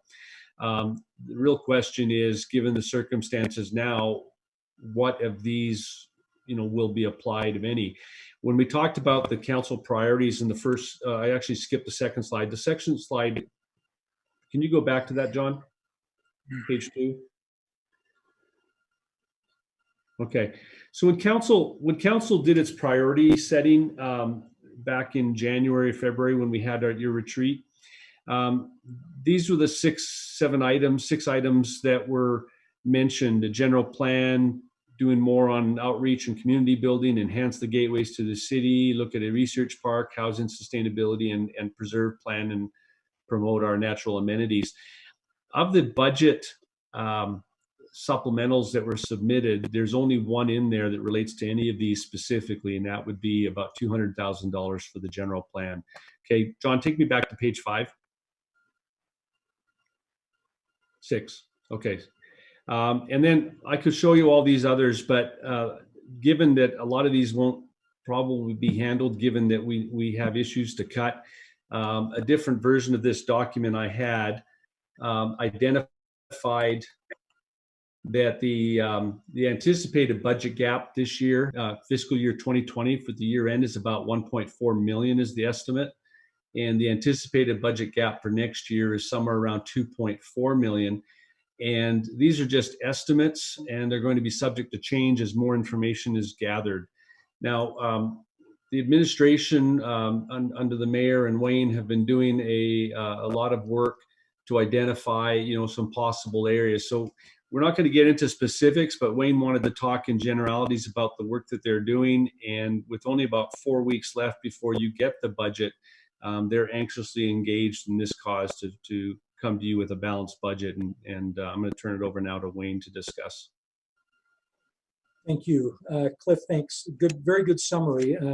We are clearly concerned about the status of the budget and where we are headed, both for the remainder of the current fiscal year and going into next fiscal year. So as we've been meeting with directors, and we have more of those meetings yet to come, yet this week and the first part of next week, we have been kind of coalescing around 6 general areas where we are looking at opportunities for cost reduction, efficiencies, and things that we might utilize to close the budget gap for the coming year. So let me just hit the 6 kind of large areas and then kind of test the council members in terms of their key priorities as they might relate to these areas. So one area we're looking at clearly relates to employees and compensation. As I think we indicated to you, just a little less than 3/4 of the current general fund budget is personnel related. And so to make any substantive change in the status of the general fund would require some impact on employees and compensation. So we're looking at things, as I think we indicated last week, we're looking at things around potentially hiring freezes, wage freezes, looking at some employee benefits that we might consider pondering. So those have been in our list of items to consider. Second category is one that I've kind of characterized as global or across the board, where we would look at particular functions of the city that cross departmental lines and consider some limitations there. Those might be things from travel and training to all the way to an across-the-board percentage reduction that we would ask departments to make. Third one, I would characterize as what I've kind of called capital to operations. This is an area where we don't usually like to go because it sort of violates the underlying budget principle that you don't use one-time money to cover ongoing expense because it just exacerbates the problem in the following year. But some limited amount of that might be acceptable. Those could include things like reductions in vehicle purchases. It could be looking at things like reduction of contributions to capital fund, equipment capital fund numbers that we try to build up over time so that we're prepared for any eventuality of a boiler going out or something like that in one of our facilities. Fourth area we're kind of looking at is what we've characterized as position reassignments. So we might be looking at positions that are currently funded in the general fund that might be able to be funded other places. One suggestion was that maybe we look at taking a code enforcement officer and funding it instead of out of the general fund, out of community development block grant for a year, and then assign them to neighborhoods which are specifically eligible for CDBG funds. We have also kind of talked about some longer term solutions, things that we probably couldn't get into effect during the between now and the time we submit the budget to you in 3 weeks or so. So those might include things like doing more in-depth benchmarking and efficiency analyses, trying to compare some of our internal services to privatized options or simply to other cities, and see if we can learn anything in terms of doing some reductions in our operation, all the way to coming up with a more comprehensive retirement incentive program. Again, those are useful tools. They tend to be expensive in the short run, but have pretty good long range savings opportunities. And so that's one we might take a little longer look at. And then finally, the last one, which Cliff kind of alluded to, was the use of the rainy day fund. Again, that's not one that we're excited about, but there could come a point in time as we're trying to close this $2.5 million gap in 2021 that we've gone about as far as the pain threshold can manage. And if it doesn't quite get us there, then we might be considering making a recommendation to you to dip in some small fashion to the rainy day fund, the existing general fund balance. So there, as we've indicated, there are a number of factors at play here that are forming our revenue and expense expectations for the coming year. We're finding, for example, a lot more delinquencies on utility bills in the last few weeks. We are anticipating some reduction, as Travis indicated to you last week in the budget hearings, or 2 weeks ago, budget hearings about the commercial sector, maybe not having quite as many storefronts and businesses filled, and therefore a decline in consumption of utility services, which results again in a loss of revenue. So a lot of moving parts to the budget, but it is our intent to bring you a comprehensive answer when we submit the budget to you the first part of May. But if any council members have any feedback for us at this point, we went through a lengthy exercise this morning with department directors, trying to dive a little deeper into the options and tried to get some feedback as to what our management team would recommend we pursue a little further. So certainly open to any thoughts you might have as you undertake your discussion around budget priorities for the coming fiscal year.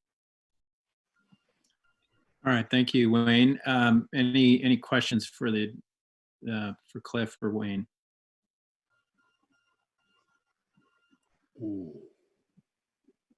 I have a quick question. I have a quick question about those delinquencies. I've been concerned about finding ways to help people in the community who are unable to make ends meet. I mean, those delinquencies don't happen without some level of desperation.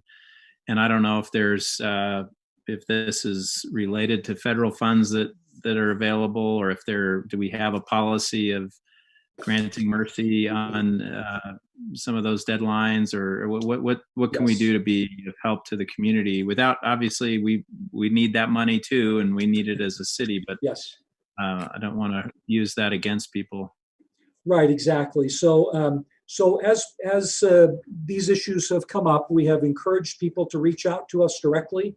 Not uncommon to what you may be seeing from your own mortgage company or others who are saying, look, if you've got a coronavirus-related financial hardship, we want to hear about it.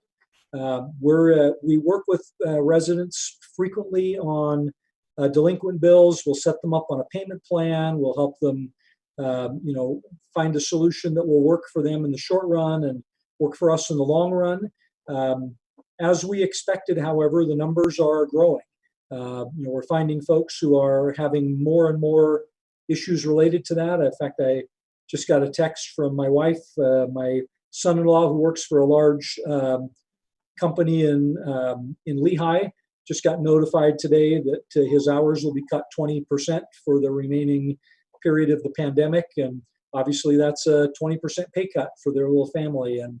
And so again, it's hitting pretty close to home for a lot of folks, and so we want to be sympathetic, and we're not going to be Simon Legree on these kinds of issues, but we do want to create a reasonable plan that we think people can live with. And we do that individually, one-on-one, as they meet with our customer service staff and try to identify good solutions for them moving forward. So, but we are, I guess the bottom line is we're seeing some troubling signals that give us pause about going into the next fiscal year. Thank you, Wayne. And let it be noted that that was the first literary reference I think I've heard in a city council meeting. Simon Legree, Uncle Tom's Cabin, if I'm remembering correctly. That's correct. All right. Any other comments or feedback that you need from us?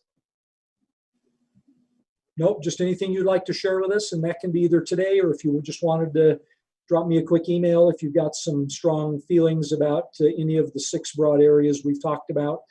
We'd love to know that as we go into our decision-making process. So just to know, so you know where we are, we have had 2 extensive discussions with the department director team as a group. We'll be meeting with them individually over the next few days to dive a little deeper into individual departments. Trying to be, as we talked this morning, we asked the department directors to contribute to a word cloud to define principles that they would like to see the administration use as they make budget decisions. And the most significantly and most frequently selected word in that word cloud ended up being surgical, which is spend less attention at easy across the board solutions, but look more in depth at individual departments and opportunities there. So that's our intent to do that. That's kind of the next step in the process. And then we'll try again to put together what the mayor feels comfortable recommending to you as a recommended budget. And then we'll have about a 6 or 7 week period to dive deeply with you into that series of recommendations. Just a few thoughts on the personnel side. I think I would start with attrition before cuts. Wage freeze, if implemented, I would suggest be relatively short. The other thing would be try to keep full-time people and reduce in the part-time and temporary where that's feasible. Those are just some initial thoughts. Okay, thank you. That's very helpful. Council members, if you choose and want to have another discussion about this item next week, let me or the leadership know, and we can schedule it for the work session. Even as you share your thoughts with Wayne or the mayor. And Wayne, do you anticipate not having further information then for the council unless you want to weigh in next week or so until May? Yeah, more than likely. Again, this is, as you can appreciate, this is a very delicate issue. We, for example, don't want to unduly alarm our employees with ideas that might be perceived as a little bit radical and have them sort of melt down before we have really fleshed something out or made good decisions.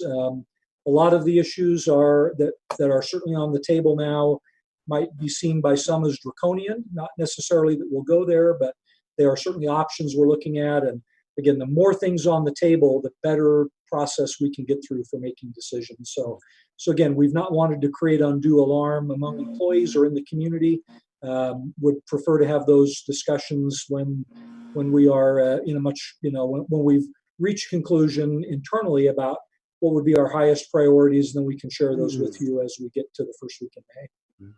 Councilors, I would also venture that the range of opinion among city management across the state is as wide as you might think. There are some that say, oh, this is just a boom and bust, don't worry about it.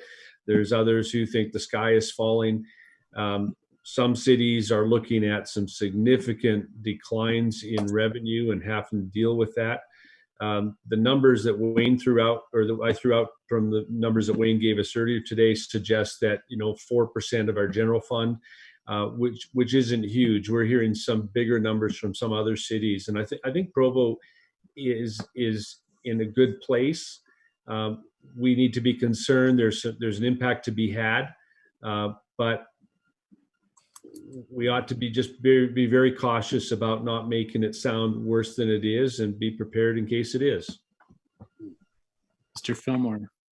I just wanted to echo what Dave Sewell said as a priority. I sure want to protect our full-time employees, and I think freeze is the right way to go there instead of layoffs. But I was also curious, Wayne, if you have a handle on an approximate number. That we saw that the sheet came up early, the federal money being allocated to Utah and a portion thereof, a large portion going to local government. Do you have a sense of how much may be coming to Provo to help us offset the deficit? Well, there are a couple of things I'll just share. First of all, in terms of the CARES Act, which recently passed, which sent money to states, the CARES Act requirements suggest that for cities to take advantage of that money, and Cliff, I think, highlighted this earlier, they are really direct costs that have come out of the budget relative to the coronavirus. So if we're requiring masks, if we're paying overtime for employees because of direct COVID-related expenses, those are likely recoverable under the CARES Act. In terms of a general supplement, you may have seen some movement recently in Washington. There's apparently some effort, and it seems like the White House and Republicans and Democrats are kind of getting closer and closer to agreement on a fourth stimulus package, one element of which would be direct subsidy to state and local governments that is based essentially on the revenue shortfall component. Not unlike what's happening with the Paycheck Protection Program on the private sector side. So we may see more of that yet to come. There are some specific programs, including the CARES Act, that may have implications for us. For example, there are allocations to the Federal Aviation Administration, to the Federal Transit Agency, and others that could have some direct or indirect impacts to the city. So we are watching all of those carefully. We're watching the special session, which will start tomorrow and go potentially even as long as 10 days, which would be an extraordinarily long special legislative session. And so we'll kind of see where all that lies. We're watching it very carefully, and if there are opportunities, you can be sure we're not going to leave any stone unturned to get Provo's advantage to those. Hey, Wayne, is there any chance that the state might dip into the state rainy day fund to send supplements to local governments? So under the Constitution in Utah, state to local revenue sharing is not permitted constitutionally. So that's not an option for the legislature. What they have often done, though, is kind of come in through the back door. So for example, they could adjust the gas tax formula, because that's a 70-30 split right now. That could be something that they could adjust that would not run afoul of the constitutional limitation. But there are some limits under the Utah State Constitution about just the state giving money directly to locals. Okay. Thanks. Mr. Harding. Yeah, I wanted to echo what Mr. Strachan said. I think we need to take this seriously, and we need to be prepared, but also we shouldn't be too alarmist. And I do worry. I think we need to be careful about taking steps now that will set us back years. As an example, I hope we're, anyway, I won't even get into like things that I hope we don't do, because if we recover in the short term, some bad steps now could set us back years on certain priorities. So I hope we're cognizant of that as well. And everything that I've heard people talking about, I think that it sounds like we're on the right path. I would like to just add that I think Cliff may have said this earlier, but a rainy day fund is for rainy days, and it's raining. So I'm not afraid to use that. I mean, obviously we don't want to be extravagant in our use of it, but I would certainly hope you wouldn't hesitate to, especially if it's the difference between somebody losing a job and, you know, hurting somebody long term, when we could do something short term that would be beneficial. That's the reason that money's been saved up. And I know it feels really great to have that percentage sitting there, that you know, it's like a good savings account always feels really great, but we do have to remember why we were doing it in the first place. Anyway, I think you understand what I'm saying. I just don't think you know, addressing this problem without that being a reasonable option, I think would be unfortunate, because I think it's to our advantage that we were so careful in the past, you know, which we have a long history of doing, that I think it's time to take advantage of some of that prudence if it comes to it. Okay. All right. Any other questions or comments? Otherwise, we are out of time. Seeing none, we'll thank Wayne and Cliff for that presentation, and we will consider a motion to close the meeting. A closed session has been requested. Is there a motion? Or let's see, Mr. Jones, do you need to explain the nature of the closed meeting? Yes, let me do that just real quickly and say that there is a closed session requested with regard to a disposition or acquisition of property, which is one of the permitted reasons. And so a motion to close the meeting would be appropriate. All right. Do I have a motion? I think I saw Bill Fillmore's lips moving, but I didn't hear him. Yeah, watch those lips. 962-791. Excuse me. Yes, I will so move. So moved. Okay. Do I have a second? Seconded. All right. So that was Mr. Fillmore motion, Ms. Ellsworth second. All in favor, Mr. Shipley? Or let me just say, actually, can I just say if there's any opposed? No. In this particular case, you can't. State law requires that there be an affirmative vote to close the meeting. Okay. Mr. Shipley? Yes. Mr. Sewell? Yes. Mr. Harding? Yes. Mr. Fillmore? Yes, indeed. Mr. Hoban? Yes, please. Ms. Ellsworth? Yes. And I will also vote yes. Okay, it is unanimous. And do I need to remind, let's see, Mr. Strachan, so this is going to be on Microsoft Teams, and Elizabeth will have communicated to us about how to do, or we all know how to do that, right? Yeah, there's actually a section in there called Microsoft Teams. If you'll just go in there and look for the meeting, she will have started it. In where? Microsoft Teams on your application. Okay. All right. And we're doing So, that, right? And then we'll take a break for dinner. Just for everyone's benefit. So once you've launched the application for Microsoft Teams, click on the button Teams. There's an icon with 3 people. And then you'll click on the channel Closed Meeting, which is under the team Council, Business, and Committees. So you may need to expand the full list. And then next to Closed Meeting, you'll see a little video icon, and then you can join the meeting. All right. Thank you all. We'll see you in just a few minutes here.